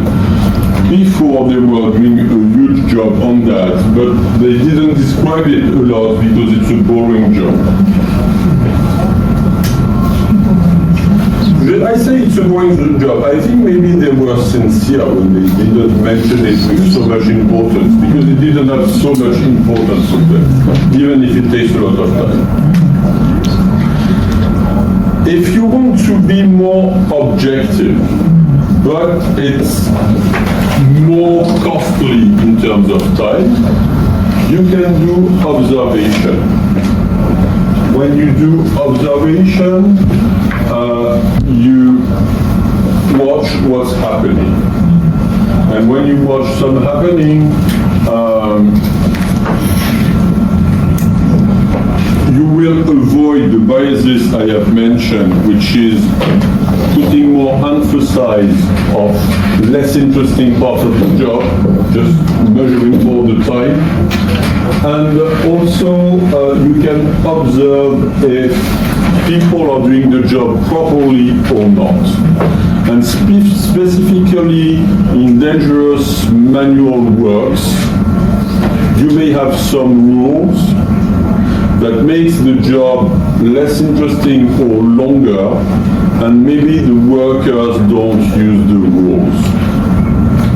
And when you observe, maybe you see that they pretend they are behaving a certain way, but practically they behave differently. Do you see my point, or do you need more examples? I don't know if you have experience of factories. Please, more examples. More examples. Like you are working on a machine, which is like making crankcases or pieces of engine, you know, they are dangerous machines. And so they put security systems in it. Like if you open the machine, you stop the machine. But you should not do like that. This is a security system. I mean, in the security system, you don't have the security system of the security system. So, normally, you should stop the machine and then you open it. And for example, to gain time, some people directly open the machine. they don't use the security, the stop system. They directly access to the machine with the security system. Or maybe they don't wear the security shoes. Or they don't wear the ear protection. Or they don't wear the helmet because it's too hot, or they don't, etc., etc. All this kind of thing. So when you are observing people working, they are supposed to work in a certain way, but maybe they don't work in the same way. So they are supposed to work with the security shoes and stop the machine, wait 30 seconds and open the machine, but in fact they don't wear the security shoes and they don't wear the ear protection. They directly open the machine and they put the hand in the machine and it stops the machine. If it works. Yeah, if it's I got some example like that. Well, I don't know. That's an example of someone who cuts his hand, putting the hand of the machine. That was in a company was doing cellular concrete. It's a kind. I'm not sure you have some cellular concrete here because you don't have any problems with the cold. But it was a machine building pieces of putting metal in concrete, and they had to cut the metal, and the guy put the hand in the machine, and you understand that if it cuts the metal, it cuts your fingers. One solution. So you understand, to finish with observation, you understand that that's what you do when people you are studying have difficulty to verbalize and to explain. So sometimes with very low level in the company, like worker levels, when there's an issue between the job as you want it to be done and how people are doing the job, and because you can't get the information with the interview, so it's basic task and you can do observation. Another solution is measuring working hours. If you want to quantify what is the proportion of the different activities, you can measure yourself the working hours, like what is the proportion of doing your emails. And you can also ask the person to fill a form just saying at what time they are done which activity. So that's also a solution. It's good for the quantitative aspect, how many hours. It gives low information on the qualitative aspect. So what is the nature of the job? How do you practice the job to make it at a high level of performance? It's just measurement of time. And then you have the questionnaire. Questionnaires could be also a lecture by itself.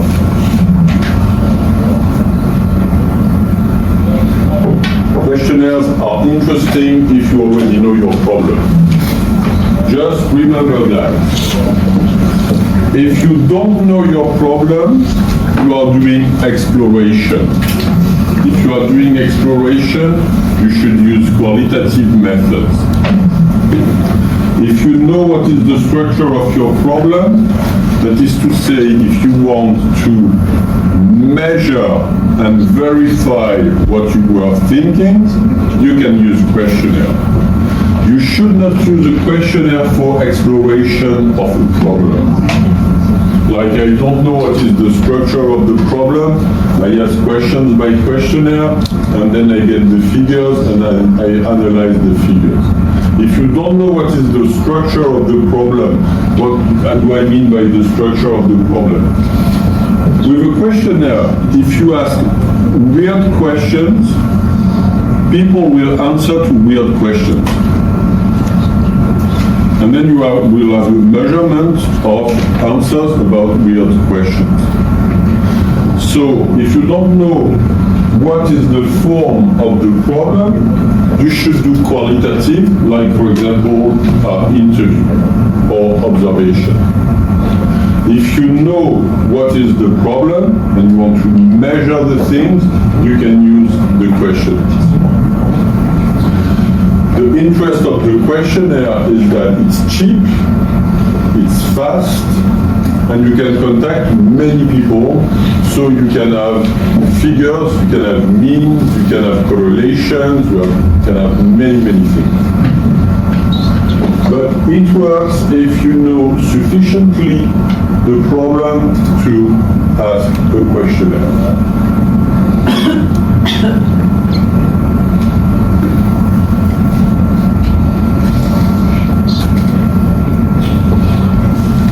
How to ensure the success? The different stakeholders, the management, the HR department, the managers, the participants, and the employees. That's what I said when I said organize the group. The form must be carefully drafted.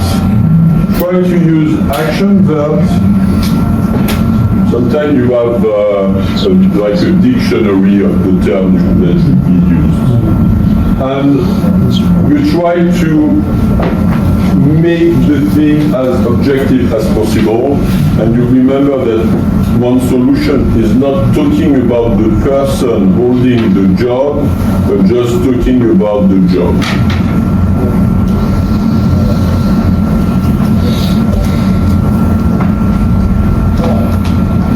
Yes. That was a little bit what I was mentioning, when I had my consultant mission on the territory agency of Marseille. It can be very political.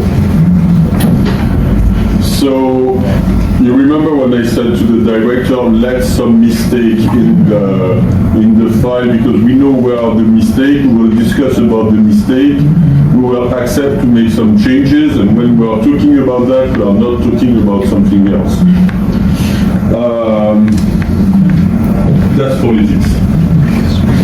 Okay, so sometimes people talk about, and that's a real example, the place of a comma in the job description.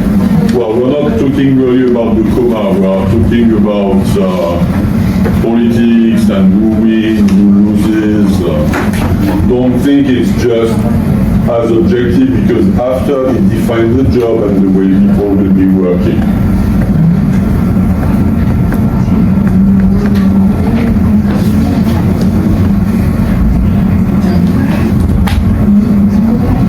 I just mentioned that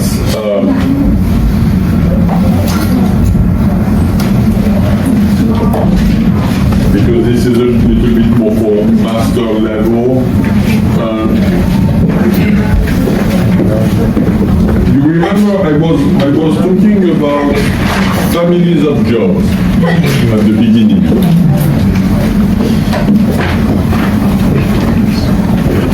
Some method try to go further than just describing the job, but giving a value to the job. One solution is to classify the job, comparing one job to another one, like this job requires more skill than the other one, so requires more payment. I don't develop about that, but you have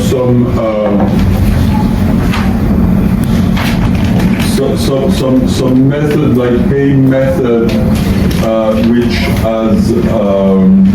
which are a method to give a number of points to the job, and these points are linked with salary. I don't develop it. It's evaluation method, job evaluation method. I've practiced it and I've taught it But again, it takes a lot of time. You just have to understand that in some companies it exists, that you have a measurement, you measure the weight of the job based on the task, the level of responsibility, the level of competency, the impact on the results, the complexity of the task you have to do, and it brings you a number of points, and you try to make a link between the number of points and the salary.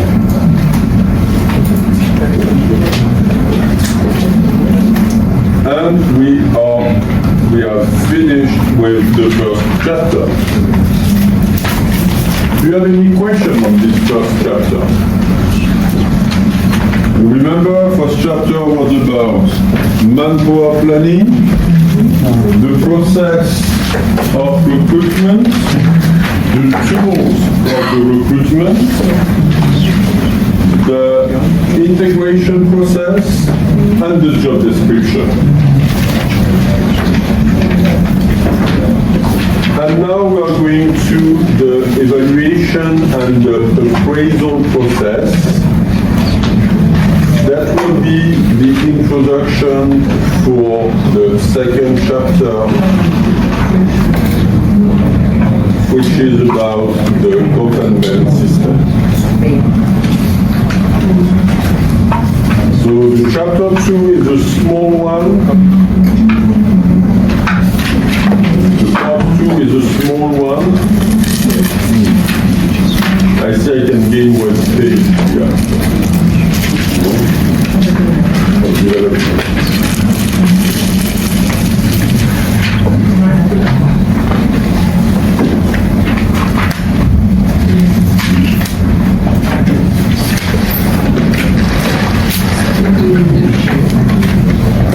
So the stimulation.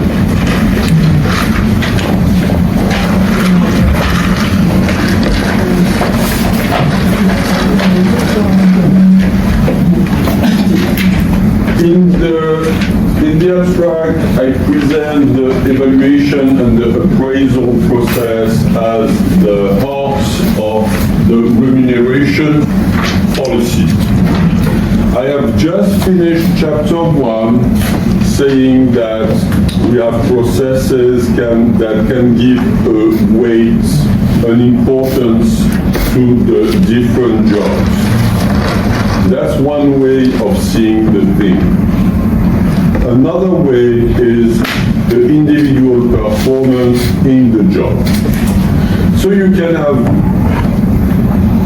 like intervals of pay in one job depending on the performance. This is, for example, a low-level job with this interval, and this is a high-level job with a higher interval. So, for the remuneration policy, you need to do a personal assessment and appraisal for the performance of the worker. You can evaluate the skills, you can evaluate the potential, we will define this term and make the difference between the performance and the potential. We can assess the behavior, or we can assess the objectives, the goals.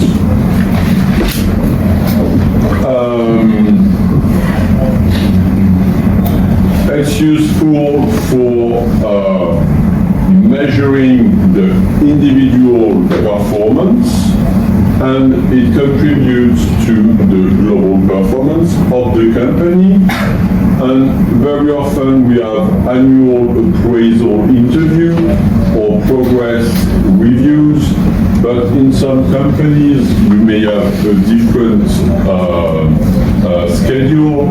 Sometimes, like for sellers, we have shorter time, like measure the sales every month, for example, and you have a performance based on every month.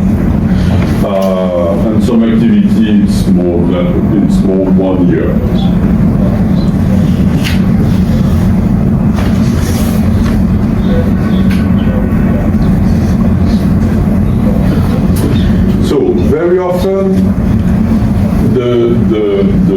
appraisal is a meeting between the employee and the line manager. It's very generally semi-directive in the sense the manager has a form, maybe the form has been done by the HR department, and you can ask to the worker to prepare the interview, and there are different kind of solutions depending on companies. So, what are the indicators for the personal assessment and appraisal? What do you try to measure?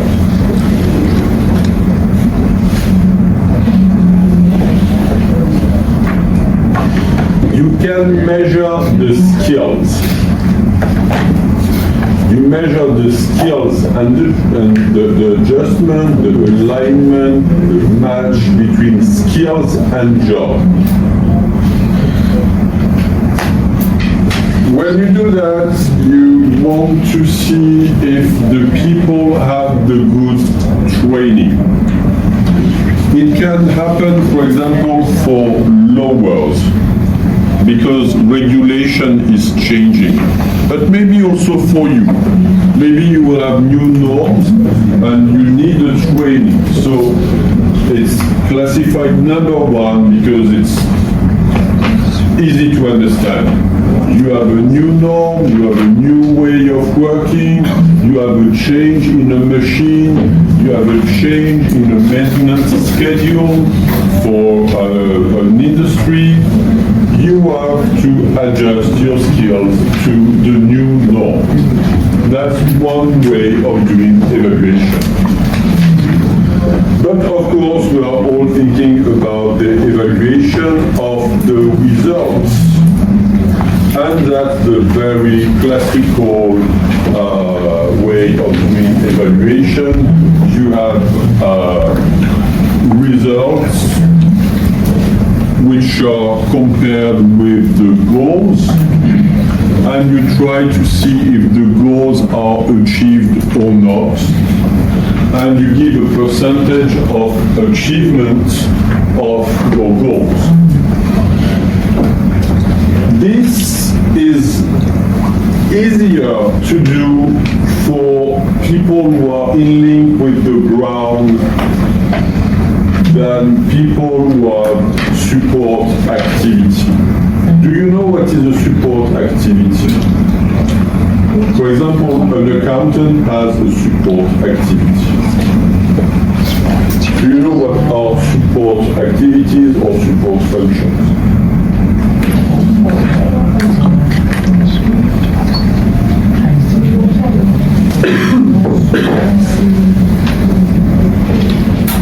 Support activities or support functions don't have a direct link with the business. HR is a support function, for example. Accounting is a support function. Administrative staff is a support function. You don't do directly the job. The quality engineer has a support function.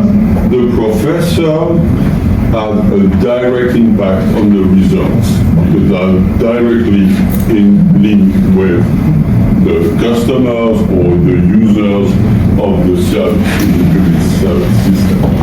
So it's easier all the time to assess the performance of people who are directly delivering the service than for support functions. I'll give you an example. The people who are the more in link with the business are people in charge of selling. Direct relation with the customer. It can be B2B or it can be B2C, but you have a direct contact with the person who will buy the product. Why do I say it's the easiest function to assess? Because you can measure directly how much they sell. So it's here that you have the nicest and more complex and more easy to understand systems. Like you can pay how many pieces you sold, or how much you sold, or how much margin you sold. Okay? Which indicator do you prefer?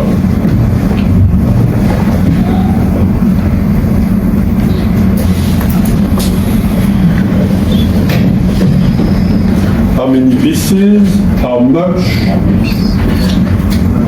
or what is the margin you made? You see the difference between how much you sold and what is the margin? That's your job, more than mine.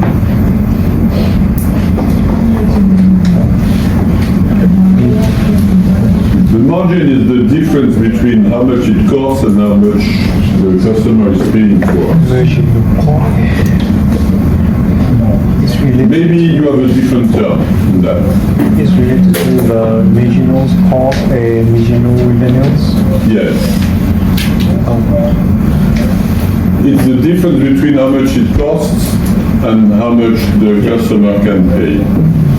And when you are a customer, when you sell to a customer, sometimes you will try to lower the price to get more sales. So the problem, if you are just focused on how much people are selling, you increase the activity of the company, but you don't increase the profits. And I had an example of a dry fruit company, and their problem was the sellers tried to adjust to the desire of the customer. So they made very complicated products, and it was very costly to produce. And you don't really know the impact of the changes on the packaging, for example, on how difficult it will be. For example, for dried grapes, the customers didn't want any more some plastic bags for ecological reasons. And there was a very good market for, like, climber, joggers who wanted small packaging. So, not plastic and small, but if you would try to put some grapes in small boxes made with paper, it's very difficult to produce because you can't put the grapes outside. Until they are inside, you cannot put them outside. So they had to spend a lot of energy and money in research and development to find the good packaging. Because they sold a lot of products directly fitting with the needs of the customers, but at the cost of more production costs. So, of course, it's not basic, but being a little bit clever, you understand that you can measure the volume of sales, the margin of sales, and usually the best measurement is margin. But sometimes you may have strategies to occupy a market. So at the first time you want to have a huge presence on the market, so you may accept to lower the margin. But what is important to understand is that when you have a direct contact with the outputs, it's easy to measure the performance with its connection to the outputs. What is the performance of an accountant, for example, or a HR manager? How do you measure it?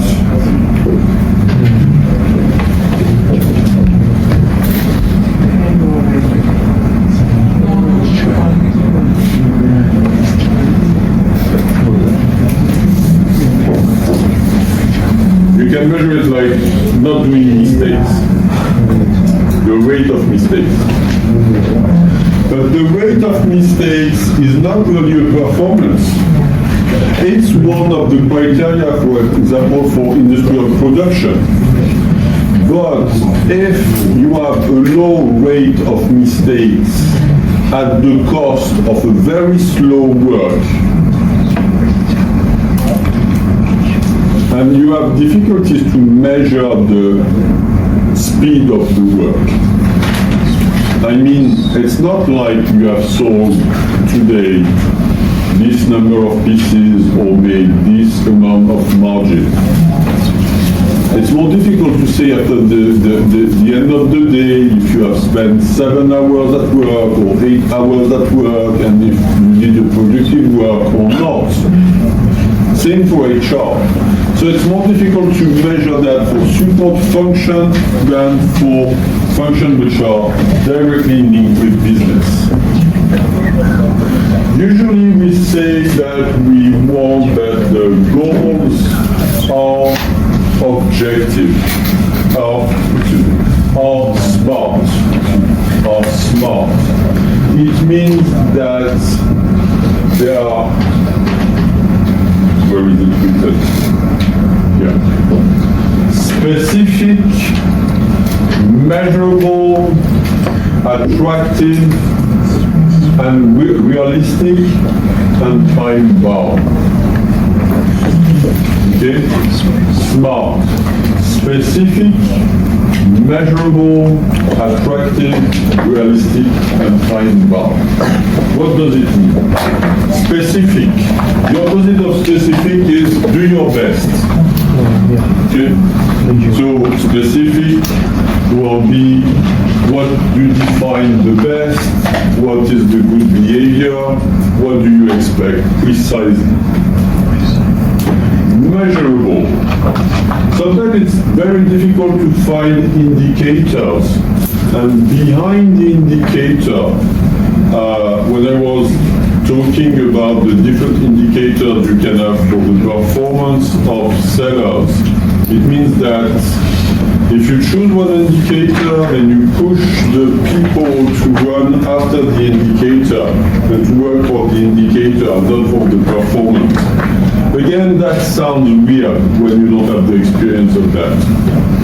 I remember I was a young professor and consultant, and one of my mentors told me the problem with companies is that they build indicators and their workers just try to attain the indicators, to reach the indicator, but there's no more link with the real performance.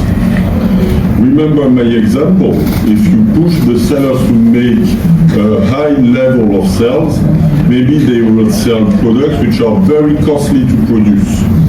So, when we say measurable, it means you must be able to measure it, and it's easier to measure the amount of sales than the work you have done during 1 day or 1 month as an accountant.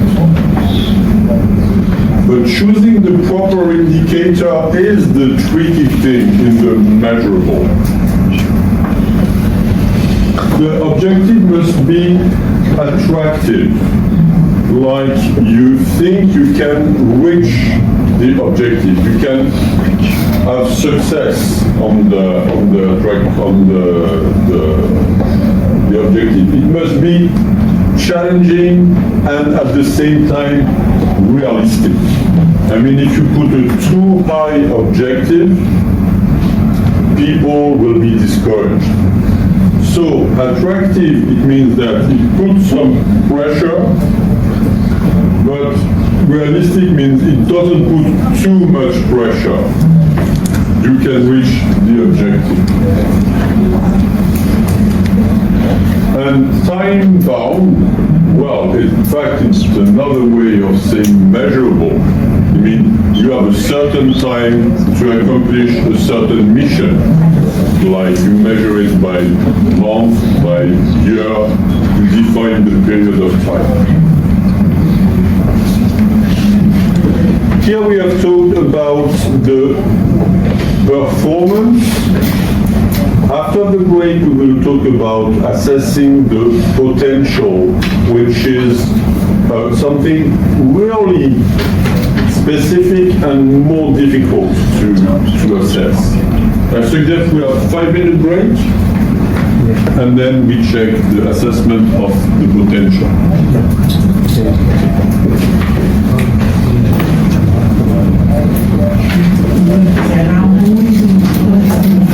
So it's time for lavatory, when you are moving around. It's time. Don't realize once you want to go to the lavatory just when the lecture begins.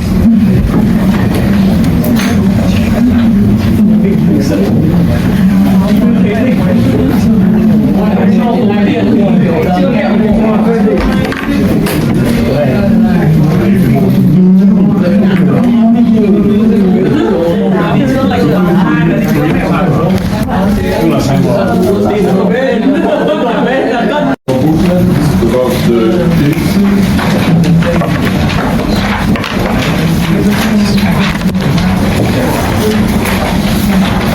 so with the case, you can work in groups as usual, and then we make feedback of what's happening in this evaluation process.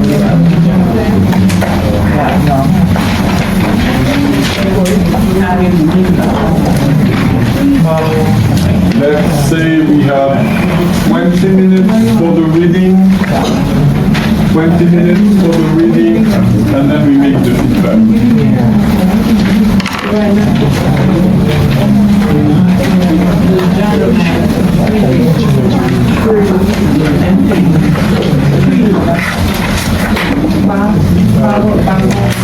So get ready for 3 p.m.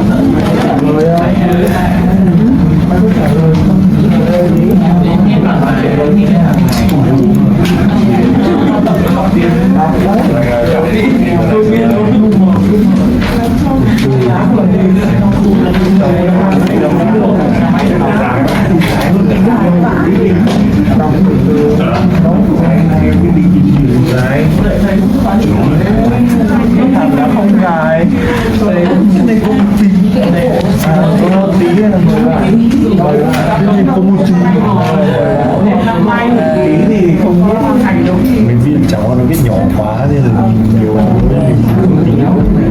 tí một dòng một chữ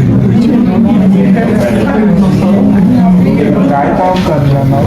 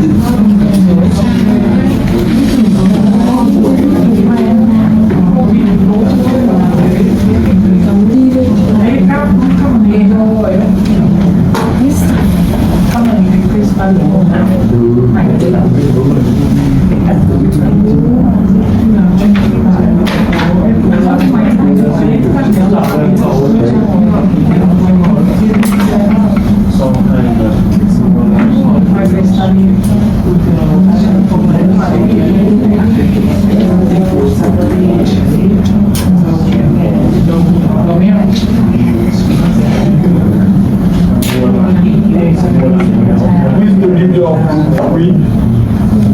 Week of this month? I don't have your email.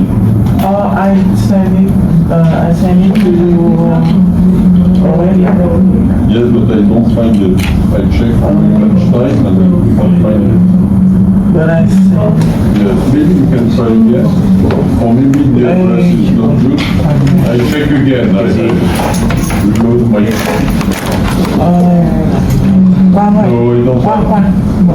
I don't have the email.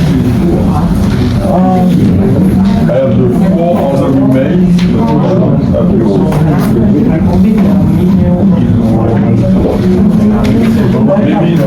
check in my spam.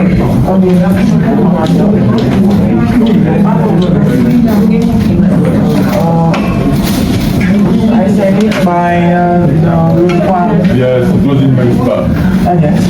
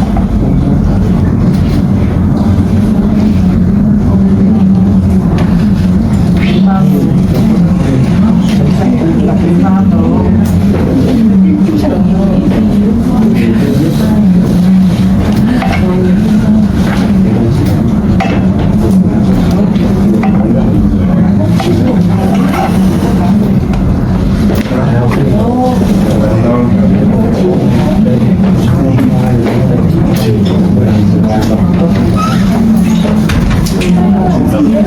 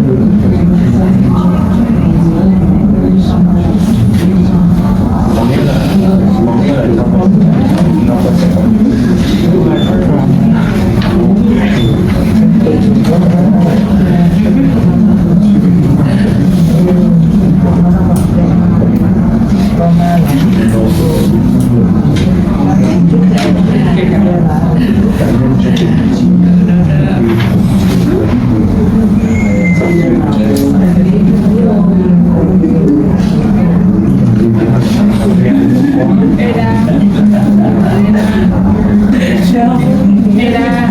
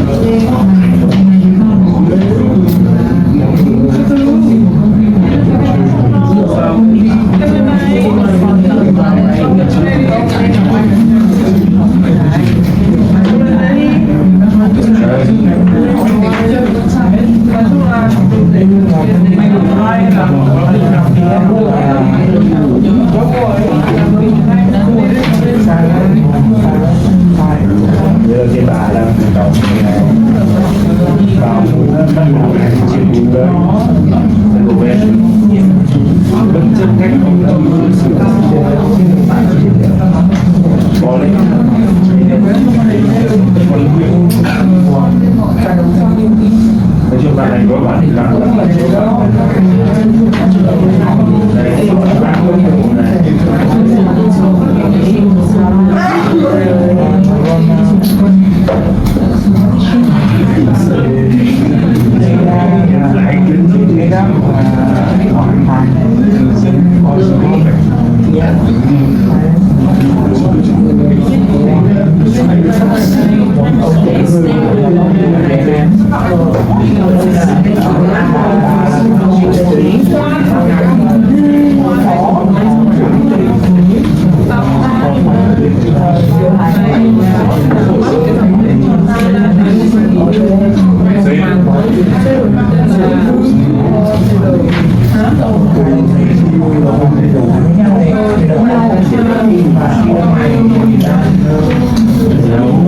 Hãy subscribe cho kênh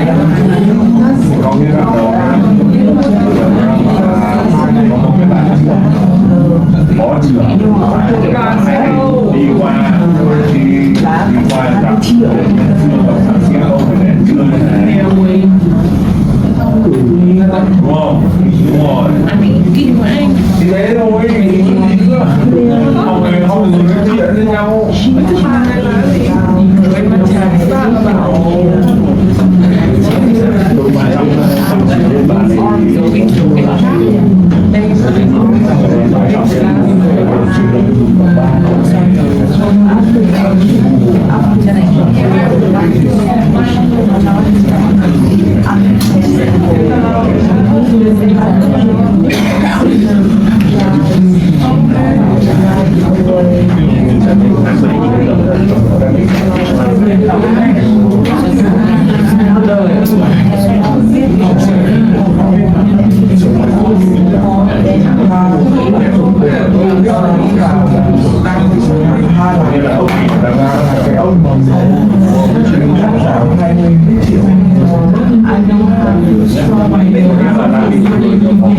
hấp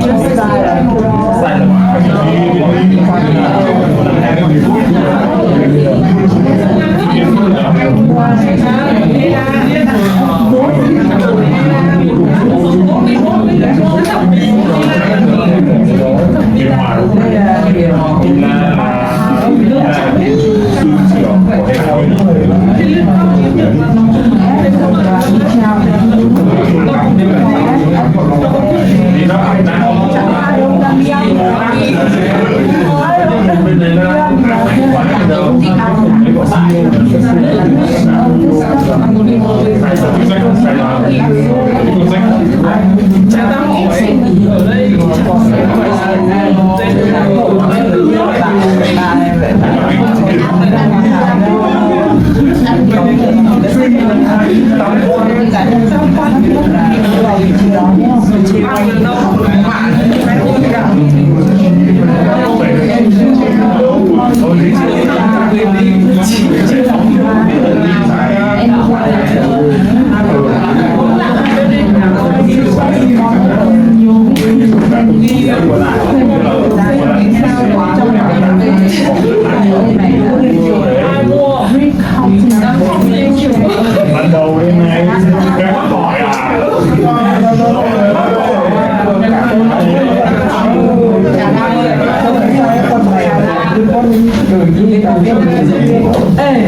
trong khoảng phút ông này còn có ba salad đổ luôn cơ. Có gì không? Ông em salad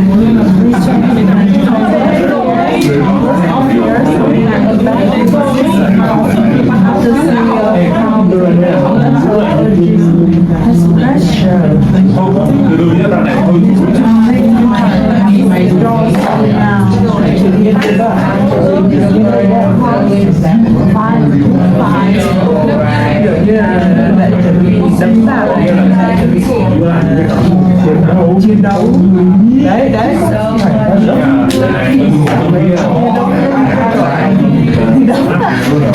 đấm vào không đấu họ với nhau đang sợ đang đấy đấm nhau rồi nói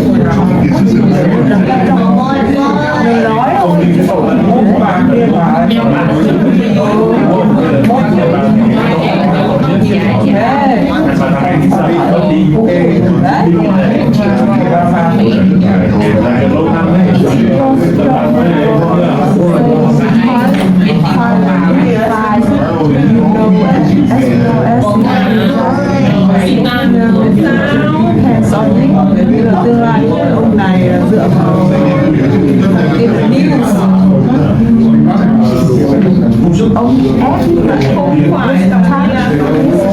lại không phải tức là ông xếp hiện tại xếp buôi để một ngày đó xếp hiện tại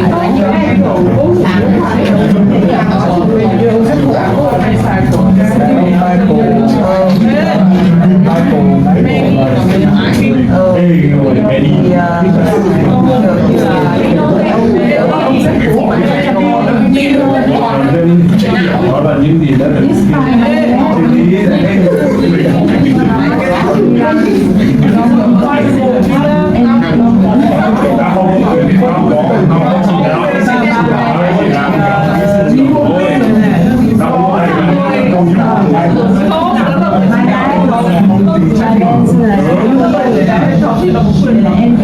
nhưng mà ý là trong một công ty ấy mình phải vốn lên các cái phục những CEO khác này đấy tức là nó phải sở hữu nói chung là nó là kinh doanh nó là công ty vẫn chỉ làm con thôi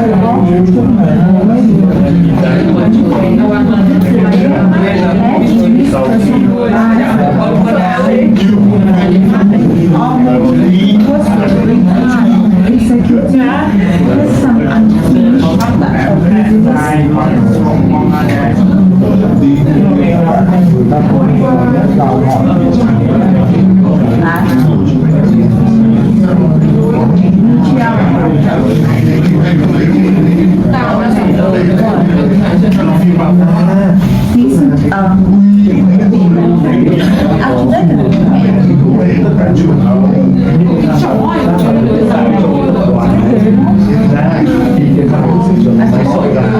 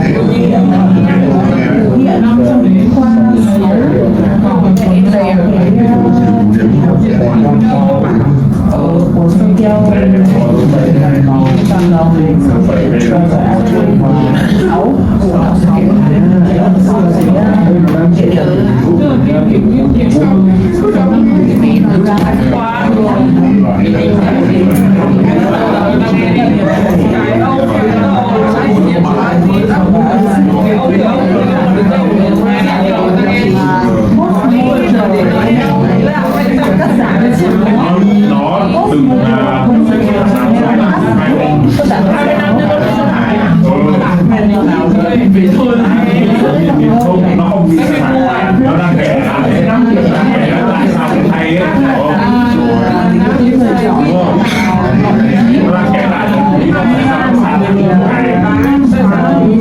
Thì tại vì đã Nam này là thuộc thị trường đúng không? Nó đang muốn thuyết phục CEO là không của CEO cũ trong công ty này nó đưa ra một cái danh chứng là trước đây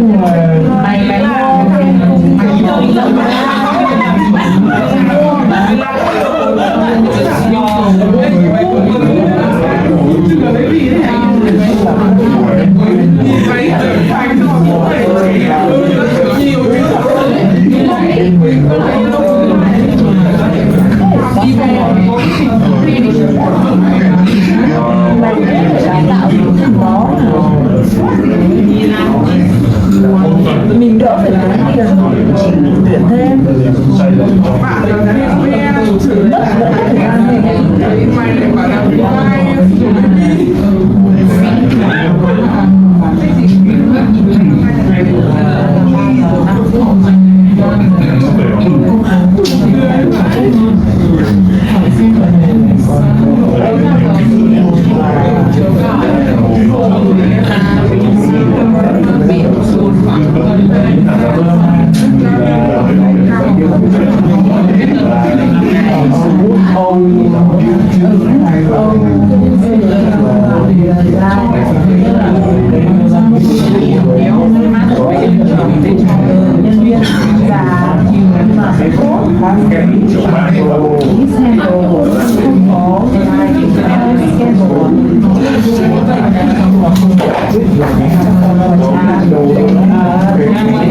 không giải quyết được cái vấn đề rắc rối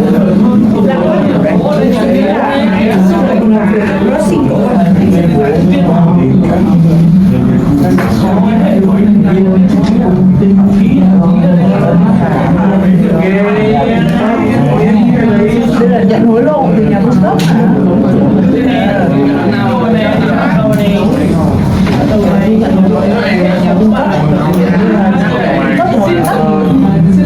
nó tăng giá lên làm cái này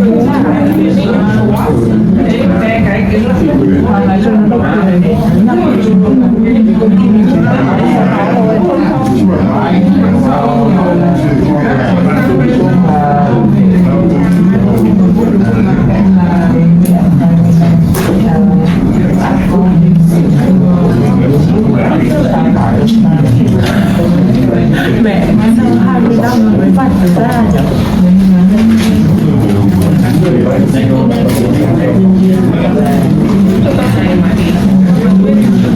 Không nhiều Have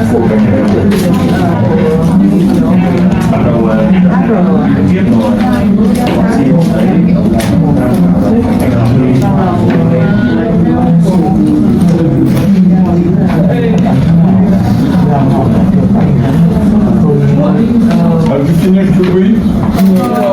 Almost. It's a little bit long. Long, very long. And the English is not easy.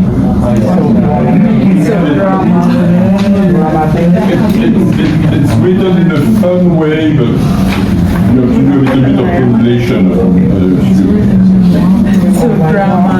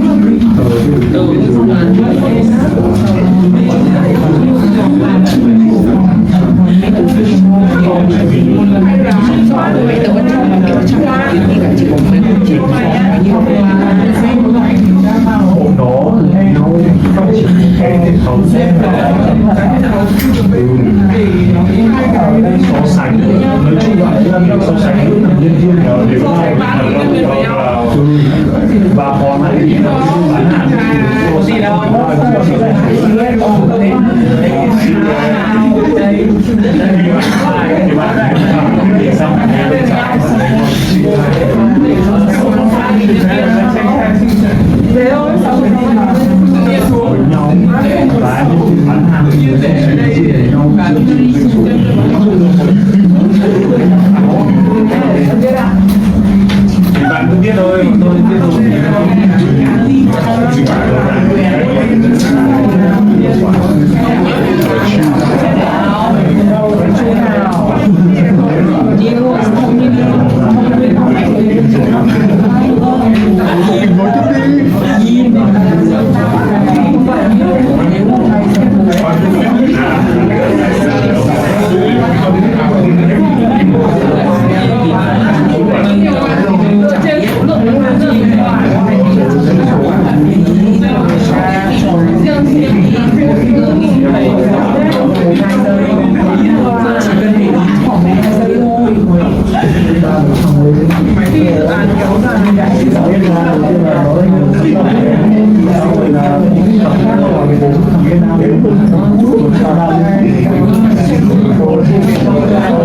Let's do the feedback.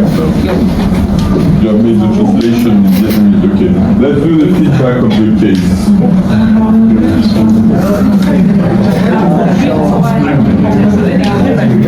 So, what is this case about?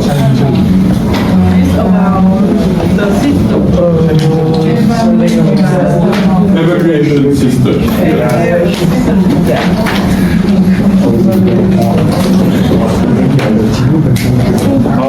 And what are the main issues? Yes, they want to do cuts off. Well, the CFO, speaking in the name of the CEO, asked the HR VP, we need to do cut off, and we have to spot the people we must fire. And why, what is the context, which, it's a context I've already mentioned, but what is the context that pushed to cut off? After those two new acquisitions, the justification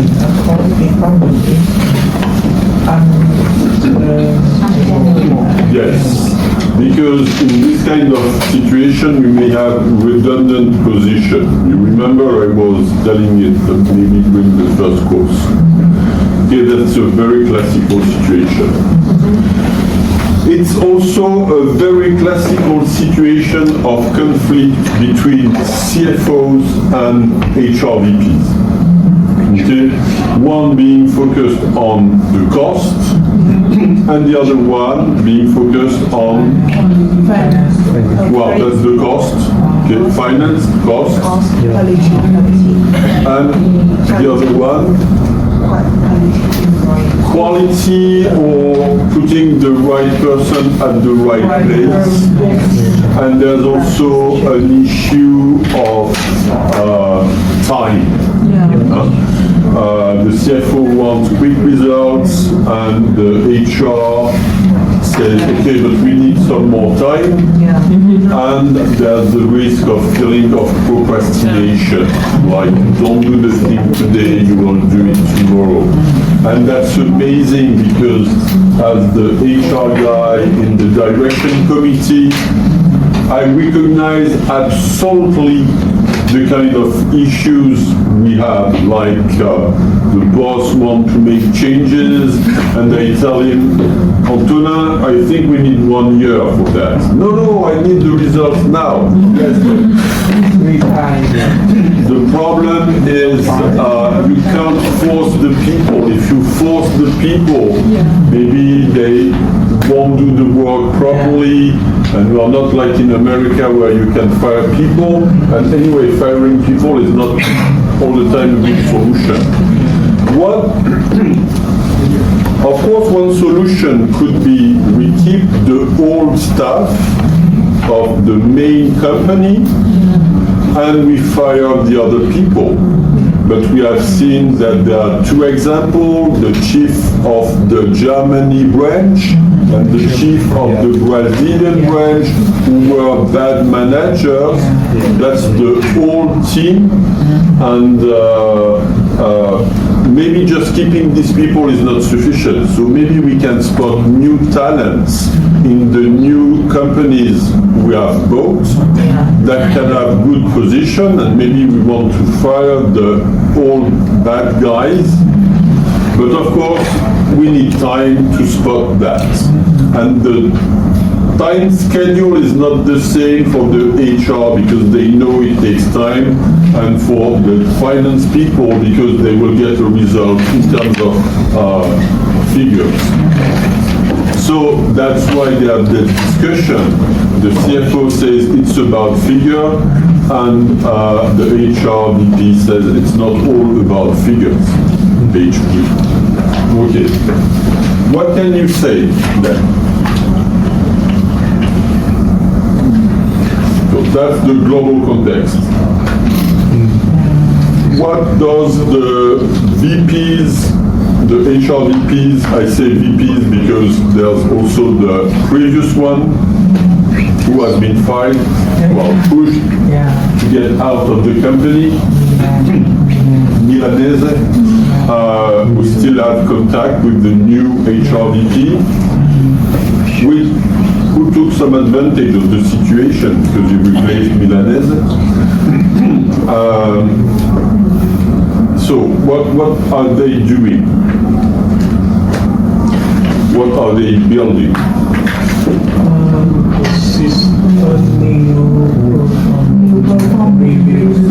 Yes, a new performance system with different items, and then that can be ranked from, I don't remember, but strongly agree, strongly disagree, something like that. You know?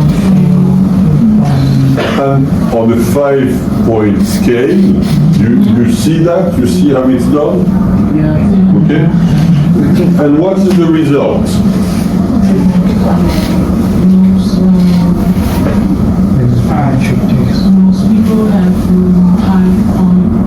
Yes, most people have high levels. Why? Why do managers behave that way? And of course, the HRVP feels a lot, really frustrated because they invested a lot of time. There was some pressure from the CFO saying, this system is too complicated, we want quick results. The HRVP said, no, but I think it's good for the company, it's good to spot the good people, and unfortunately, and he gave his own example, that he had the 2 because he was lacking of flexibility, he took it like a challenge, then he worked on that, and then he got a 4 next year. So he thinks that every manager will react as his boss, Milanese, at that time, and also he thinks that every manager will understand that he has to give honest marks, honest notes on the workers, and they didn't do that. They gave excellent notes, and so with these results, you can't find which are the bad employees you should fire. Okay? So why do managers give good marks to their workers?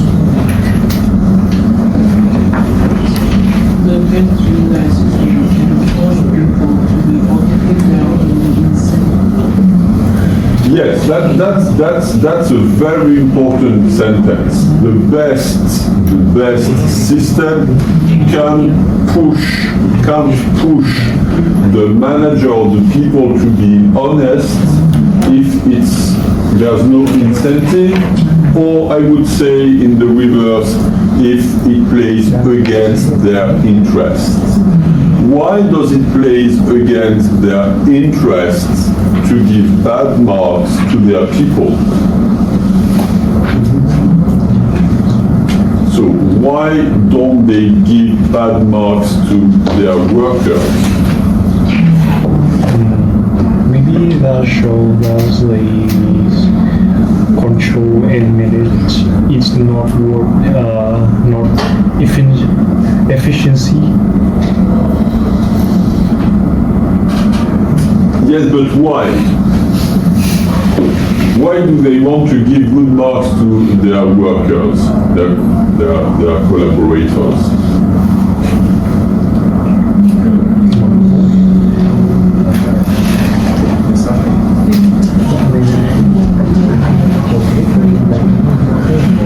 What will happen if they give a bad mark?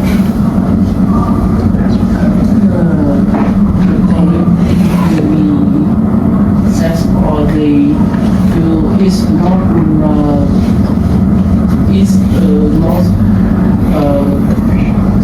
objectively marked or is not the evaluation to their performance in this year. I mean, from the point of view of the manager, if I have a team of 10 people and I give a bad mark to one person in the context of cost killing on the payroll, what will happen?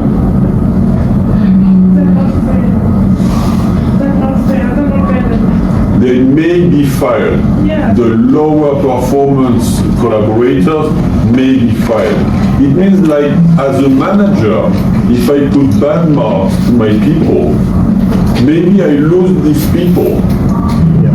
So the managers prefer to keep people even with a medium to low performance than losing the people. And there's a second reason. The second reason is that they are emotionally involved, and maybe you put a bad mark, but your collaborator is not fired, and then you have bad relation with him or her. So there are two main reasons why the manager, if we take the sentence you were quoting, lack of incentive, or I would say they don't have good reasons to put bad marks, or they take a risk if they put bad marks, it's that they may lose the collaborator, the worker, so they will have a smaller team, and so it will mean more work for the other people in the team, and also because they are personally, emotionally involved on that. And as we were talking about incentives, we don't know anything about that, but maybe it's not on their performance evaluation to be able to spot the bad collaborators. So they take no benefit of spotting bad collaborators, no incentive, and they take several risks of spotting the bad collaborators. So you see the discrepancy, the gap, the difference, the mismatch between how HR services think and how real people may think. So you have a conflict between the CFO and the HR VP, but you have a lack of good sense of the HR VP on how the real people will behave. Because they think that everyone is thinking like them, but it's not the case. And if all the managers reacted the same way, it's because they don't have interest to put bad marks, and they are all in the same situation, so they have all the same behavior. And of course, what is the name of the lady? I take my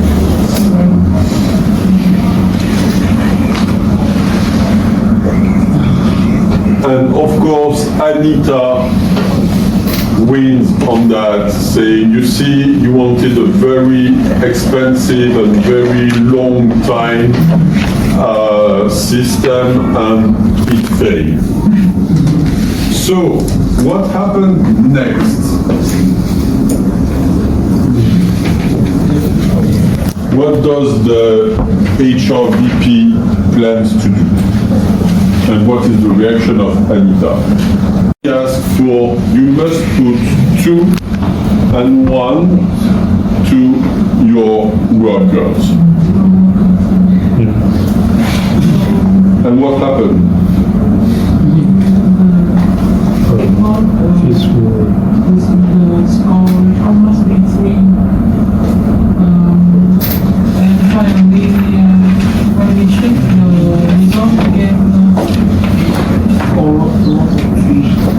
Yes. So, introducing more 1, like 1, 1 and 1, 2, you move the mean, but you don't really move the range, so you cannot have a lot of variance in the figures. So you cannot spot the people. And the rare time you spot the people, like the one who had plenty of 1s, appear to be someone who died. Okay? So, the mean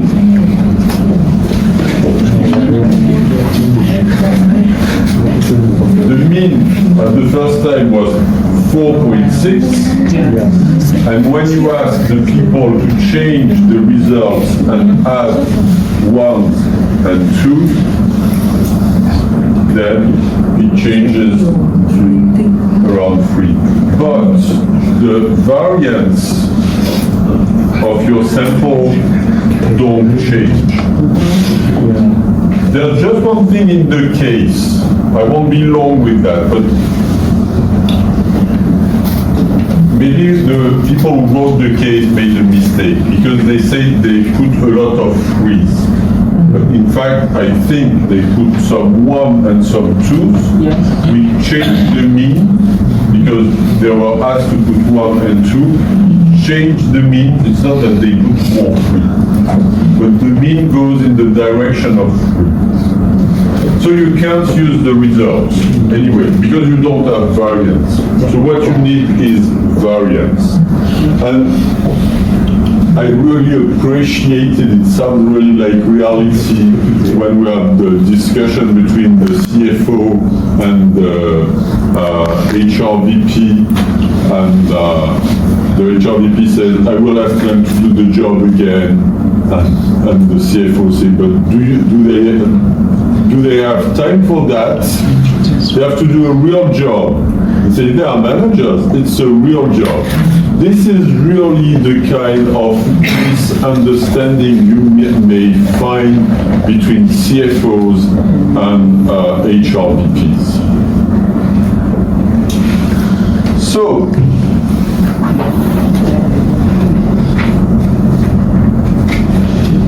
just one note, you see that there's a different system for sales people and the rest of the company.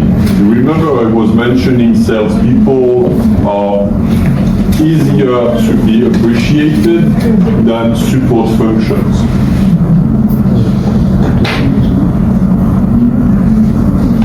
So, do you have an idea of what can be the solution?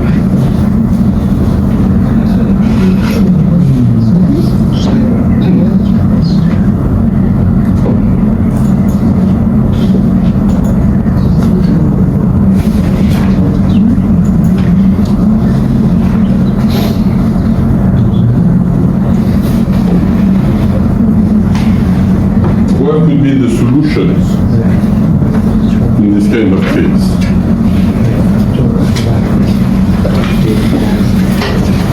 I would say it's a bit too late now in the case, but to avoid, because it's a classroom, okay, we are not, hopefully we are not in the situation of the HRVP.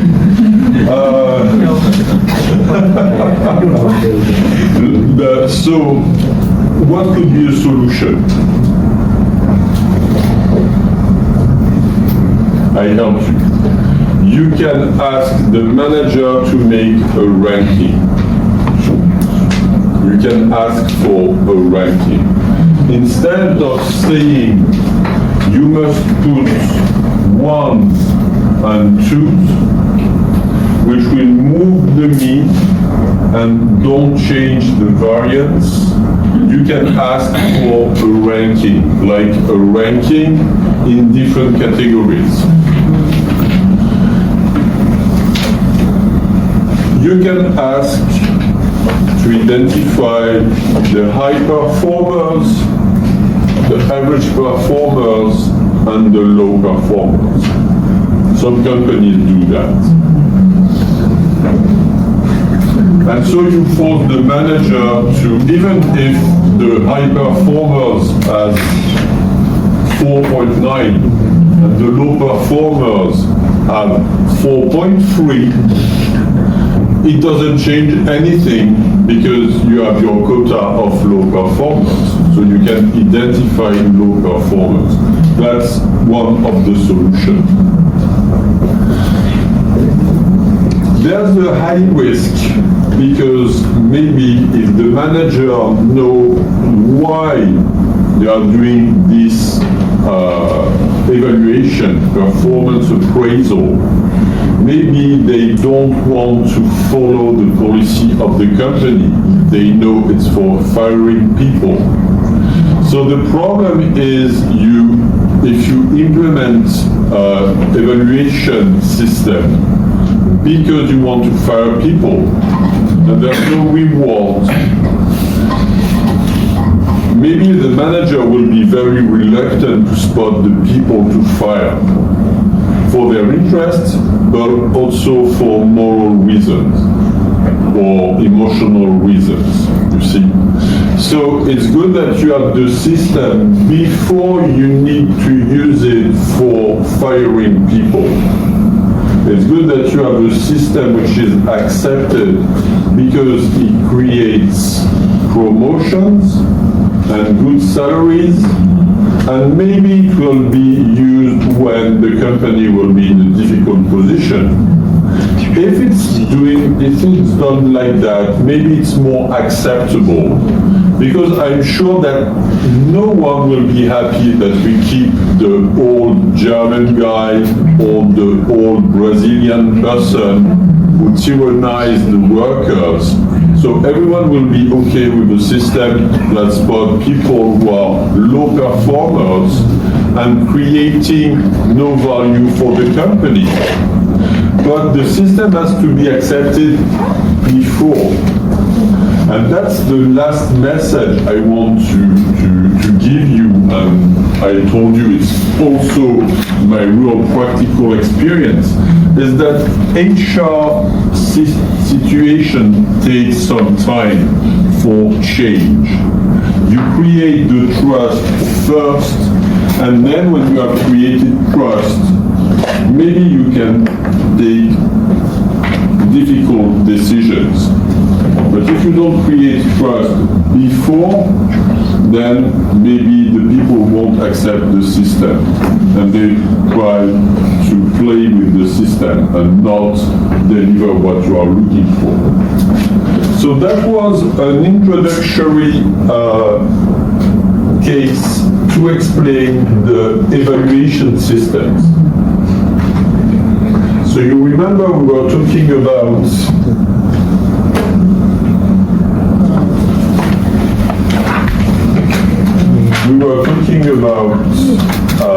the SMART objectives.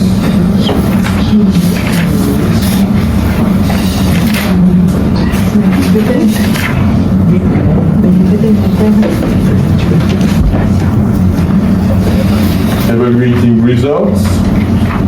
And now we will see how we can measure the other forms of performance.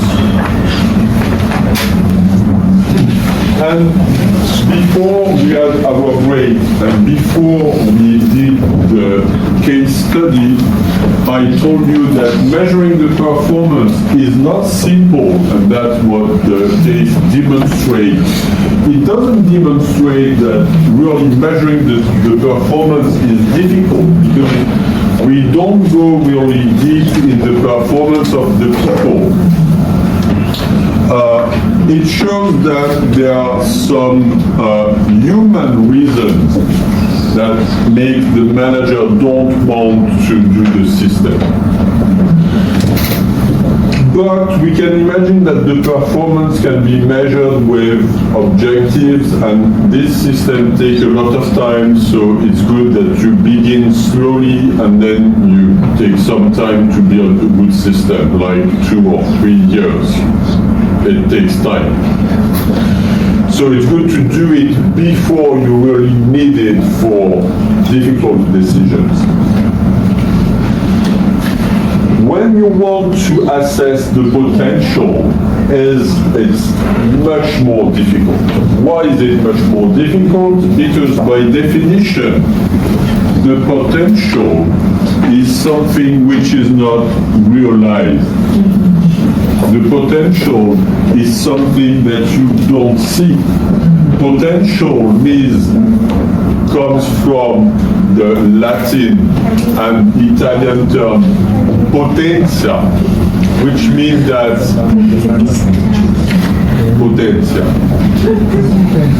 potential, it's Latin.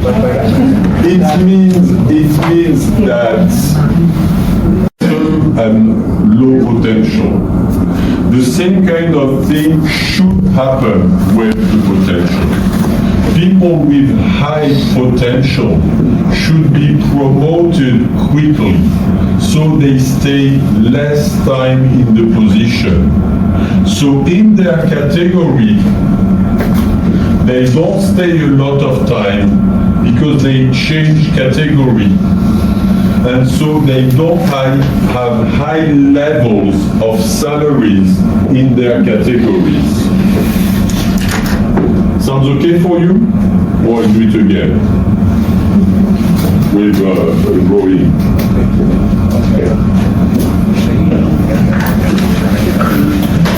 I should interpret your silence.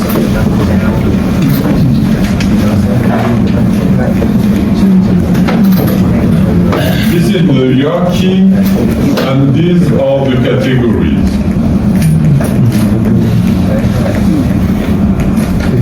Depending on the title, okay, you have the assistant accountant, chief accountant, CFO, for example.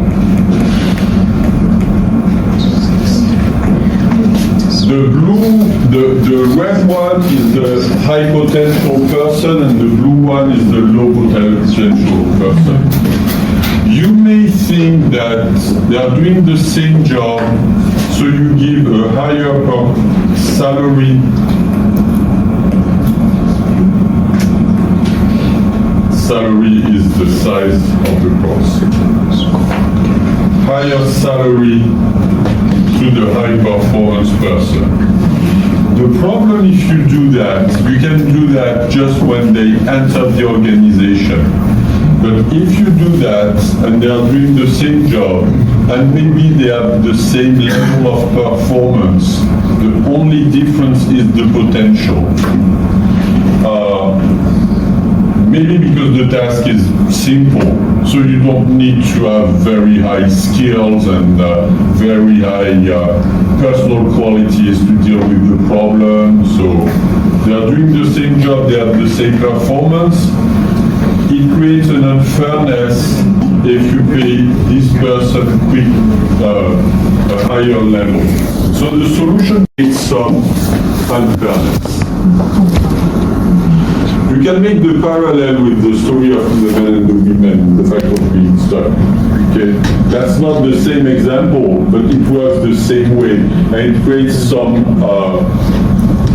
counterintuitive situation that you should think that the one who has the higher potential in the same job should have the higher salary, and in fact what I say, no, the higher potential should have quicker promotion, and then maybe in here as an accountant, no more junior accountant, but he will be paid less than another accountant who has more tenure, who spends more time in the company,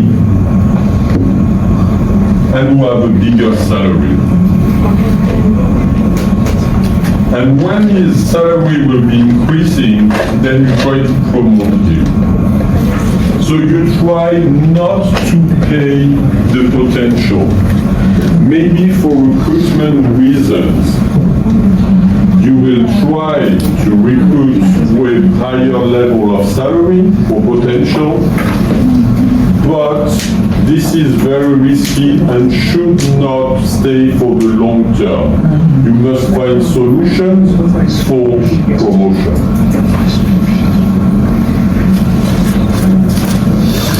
Sounds okay for you? Yes? Let's check the assessment of behavior, which is another form of assessment.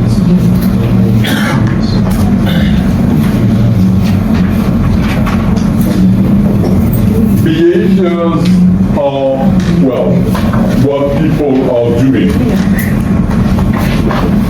It can be the compliance with internal regulations, like the dress code, like working hours, like not taking too long breaks, etc. That will be more for worker with low level of qualification. I don't say about dress code, but for working hours and breaks, that may be for low level of qualifications. Maybe compliance with various requirements, quality, or not having too many mistakes, deadlines, flexibility, or in terms of interpersonal relations with customers, with colleagues, with subcontractors, etc. So you try to measure the behavior. It's not directly the performance, because it's sometimes difficult to measure the performance, but maybe what you can measure on this support function is the behavior.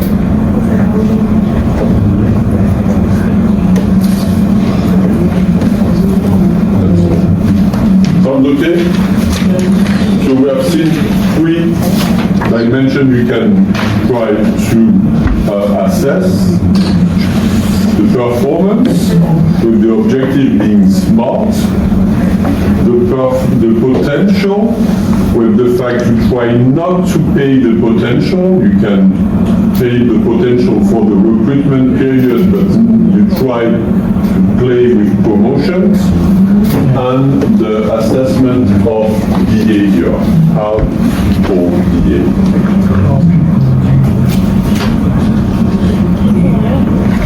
Let's check now the personal assessment and appraisal system.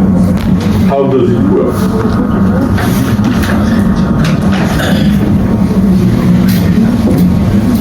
Very often in global companies, you find the annual appraisal interview.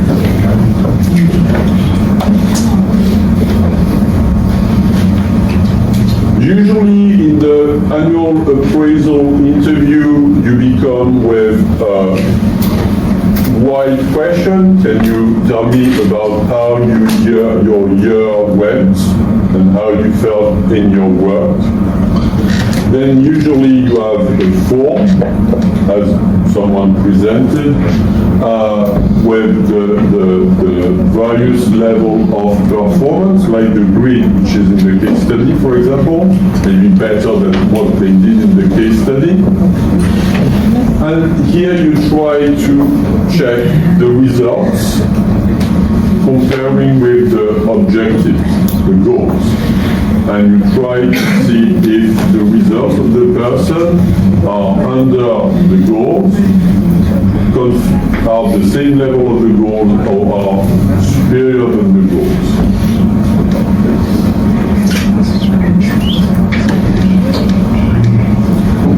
Very often you have a career aspect on that. Now in France, it's a separate interview, but it's used to be in the same interview, and in many countries, it's still in the same interview. So you have one part about the performance, the results, and you have one part about the career and maybe the training. Like, I have difficulty to sell this financial product because I'm lacking information about the product. So you provide the salespeople a training about the product. That's very common. If you want to sell a product, you need to have a training on the product. The product can be a machine, some goods, a cell phone, but it can be also a financial product you try to sell to the customers of the bank. Sometimes you can have not only annual appraisal with your boss, but you can have what is called the 360-degree feedback. With the 360-degree feedback, you try to have appraisals of different people around you. Your boss, the boss of your boss, your co-workers, maybe subcontractors, people from outside, and maybe also a feedback from the people you are managing. I've done it twice, and that's very interesting because people don't have the same expectation from what you should give. For example, your boss may ask you, okay, be strict with your workers, and your workers will say, understand us, be benevolent with us, understand our mistakes. So it's difficult to have good marks for everyone. You know, it's difficult because people don't have the same expectations. Sometimes we use the 180-degree feedback. So you just have the line manager and the colleagues. You don't have the other people, let's say, outside, and also the people who are managing.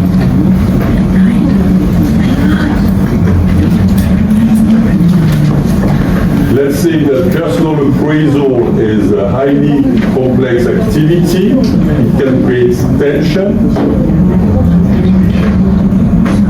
and it's a sensitive subject.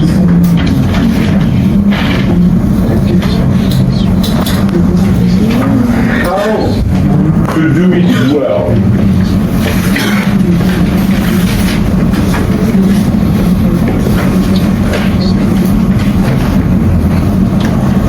Well, if we go back to the case study, it is useful. It's not a waste of time. It may be considered a waste of time in the context of the case study because of the objective of the CFO, which are short-term, finding people to fire people. And implementing a system for that doesn't have the same temporality. Okay, one action is short-term and the other action is more long-term, but it's useful. Personal appraisal is a tool for measuring the match between required skills and available resources. So with the evaluation, you can measure if the people have good skills, the skills you are looking for.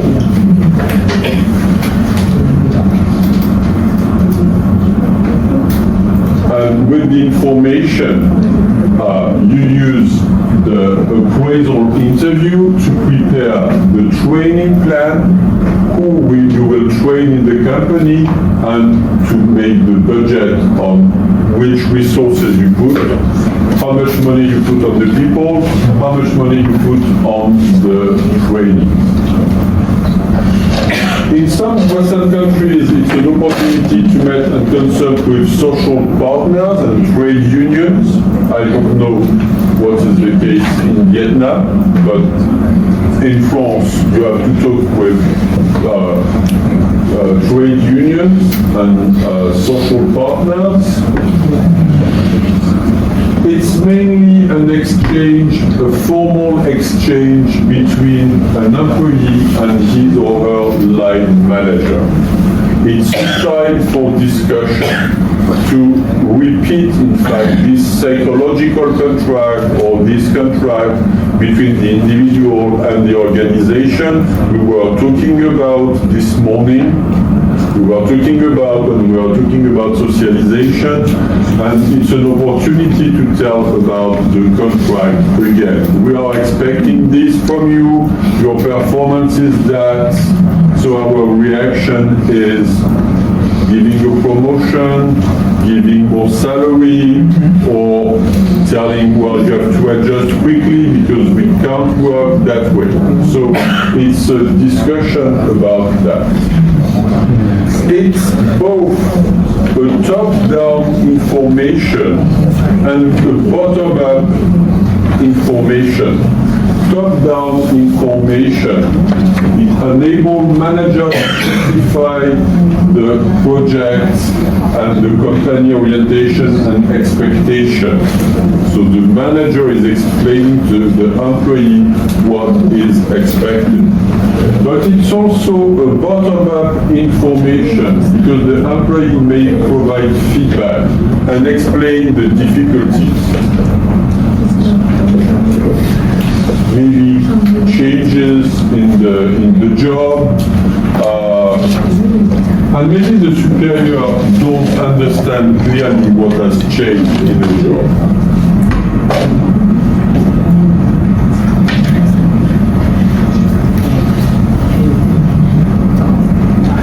I check if I have the time to finish this.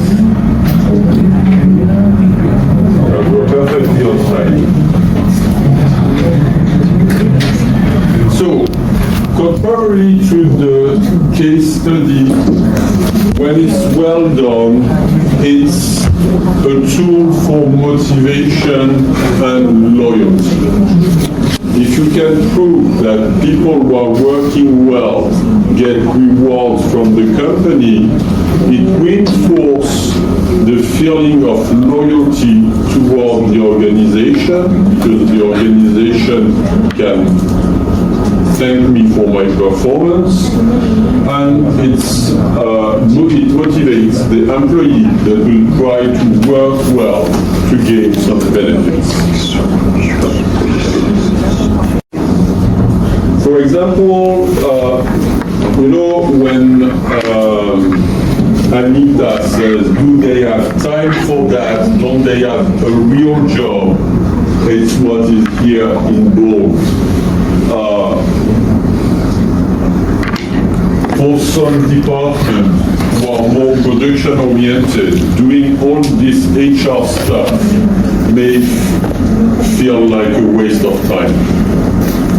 In fact, it's a managerial activity, and if you don't give to the manager some objective of managing performance, then they are just have the feeling they are doing that just for nothing, just working for the HR service. So a good solution is when you do the job description of the manager, you may put in the job description that the job is also to appreciate their employees and develop their careers, and make an evaluation on these criteria. Like when the boss has a meeting with his boss, you talk about what did you do for your employee, how did you appreciate their performance, could you help them to have promotions to be developed. That should be one of the criteria, the indicators for the manager. That's for the manager may have the feeling that he's wasting time. Remember the remark of Anita in the case study. And for the apprentice, the interview can feel like a test, an uncomfortable situation where you go back like to school and your boss is checking your performance and you feel uncomfortable with that, and maybe you may be scared by you because you may be fired.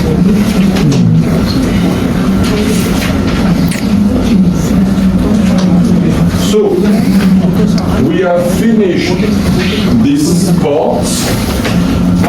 Today, we have seen the end of the socialization and integration process. You remember that socialization is about learning the job and learning the culture and the value of the company. That's the psychosocial process. And you remember that socialization is about time, short-term, long-term, and the degree of formalism you make something which is very formal, or you make something less formal. Then we went to our exam, midterm exam. Then we began the first chapter of the second part, and we have finished it, which is about evaluation processes. With the case study, we have seen some issues in evaluation system, and it's fresh for you. We have seen how we can evaluate people, why it's good to evaluate people, and what are the risks of evaluating people. My recommendation, now we have done half of the content. Maybe I will teach you or not the last theories. That's my adjustment variable for Monday, okay? But in Monday, it will be fresh in your mind. And then I will spend less time on the second part and third part than in the first one. I have explained why several times, so I don't do it again. Read everything and get everything in mind. During tomorrow and maybe during the weekend, check all that we have done together. I've seen that you have taken notes on the document. So you will have this in mind, and of course the lecture of Monday will be fresh in your mind for the exam of Tuesday. Okay? Monday, Tuesday. We met on Tuesday, you have the exam. Monday. It's okay? Si on veut faire on a comme ça. Oui. So, Here we have a 6-hour lecture. Here we have the exam. So, check everything here. Okay? During this day. So it's fresh in your mind. Okay, check everything now, so it's fresh in your mind. And I will tell you about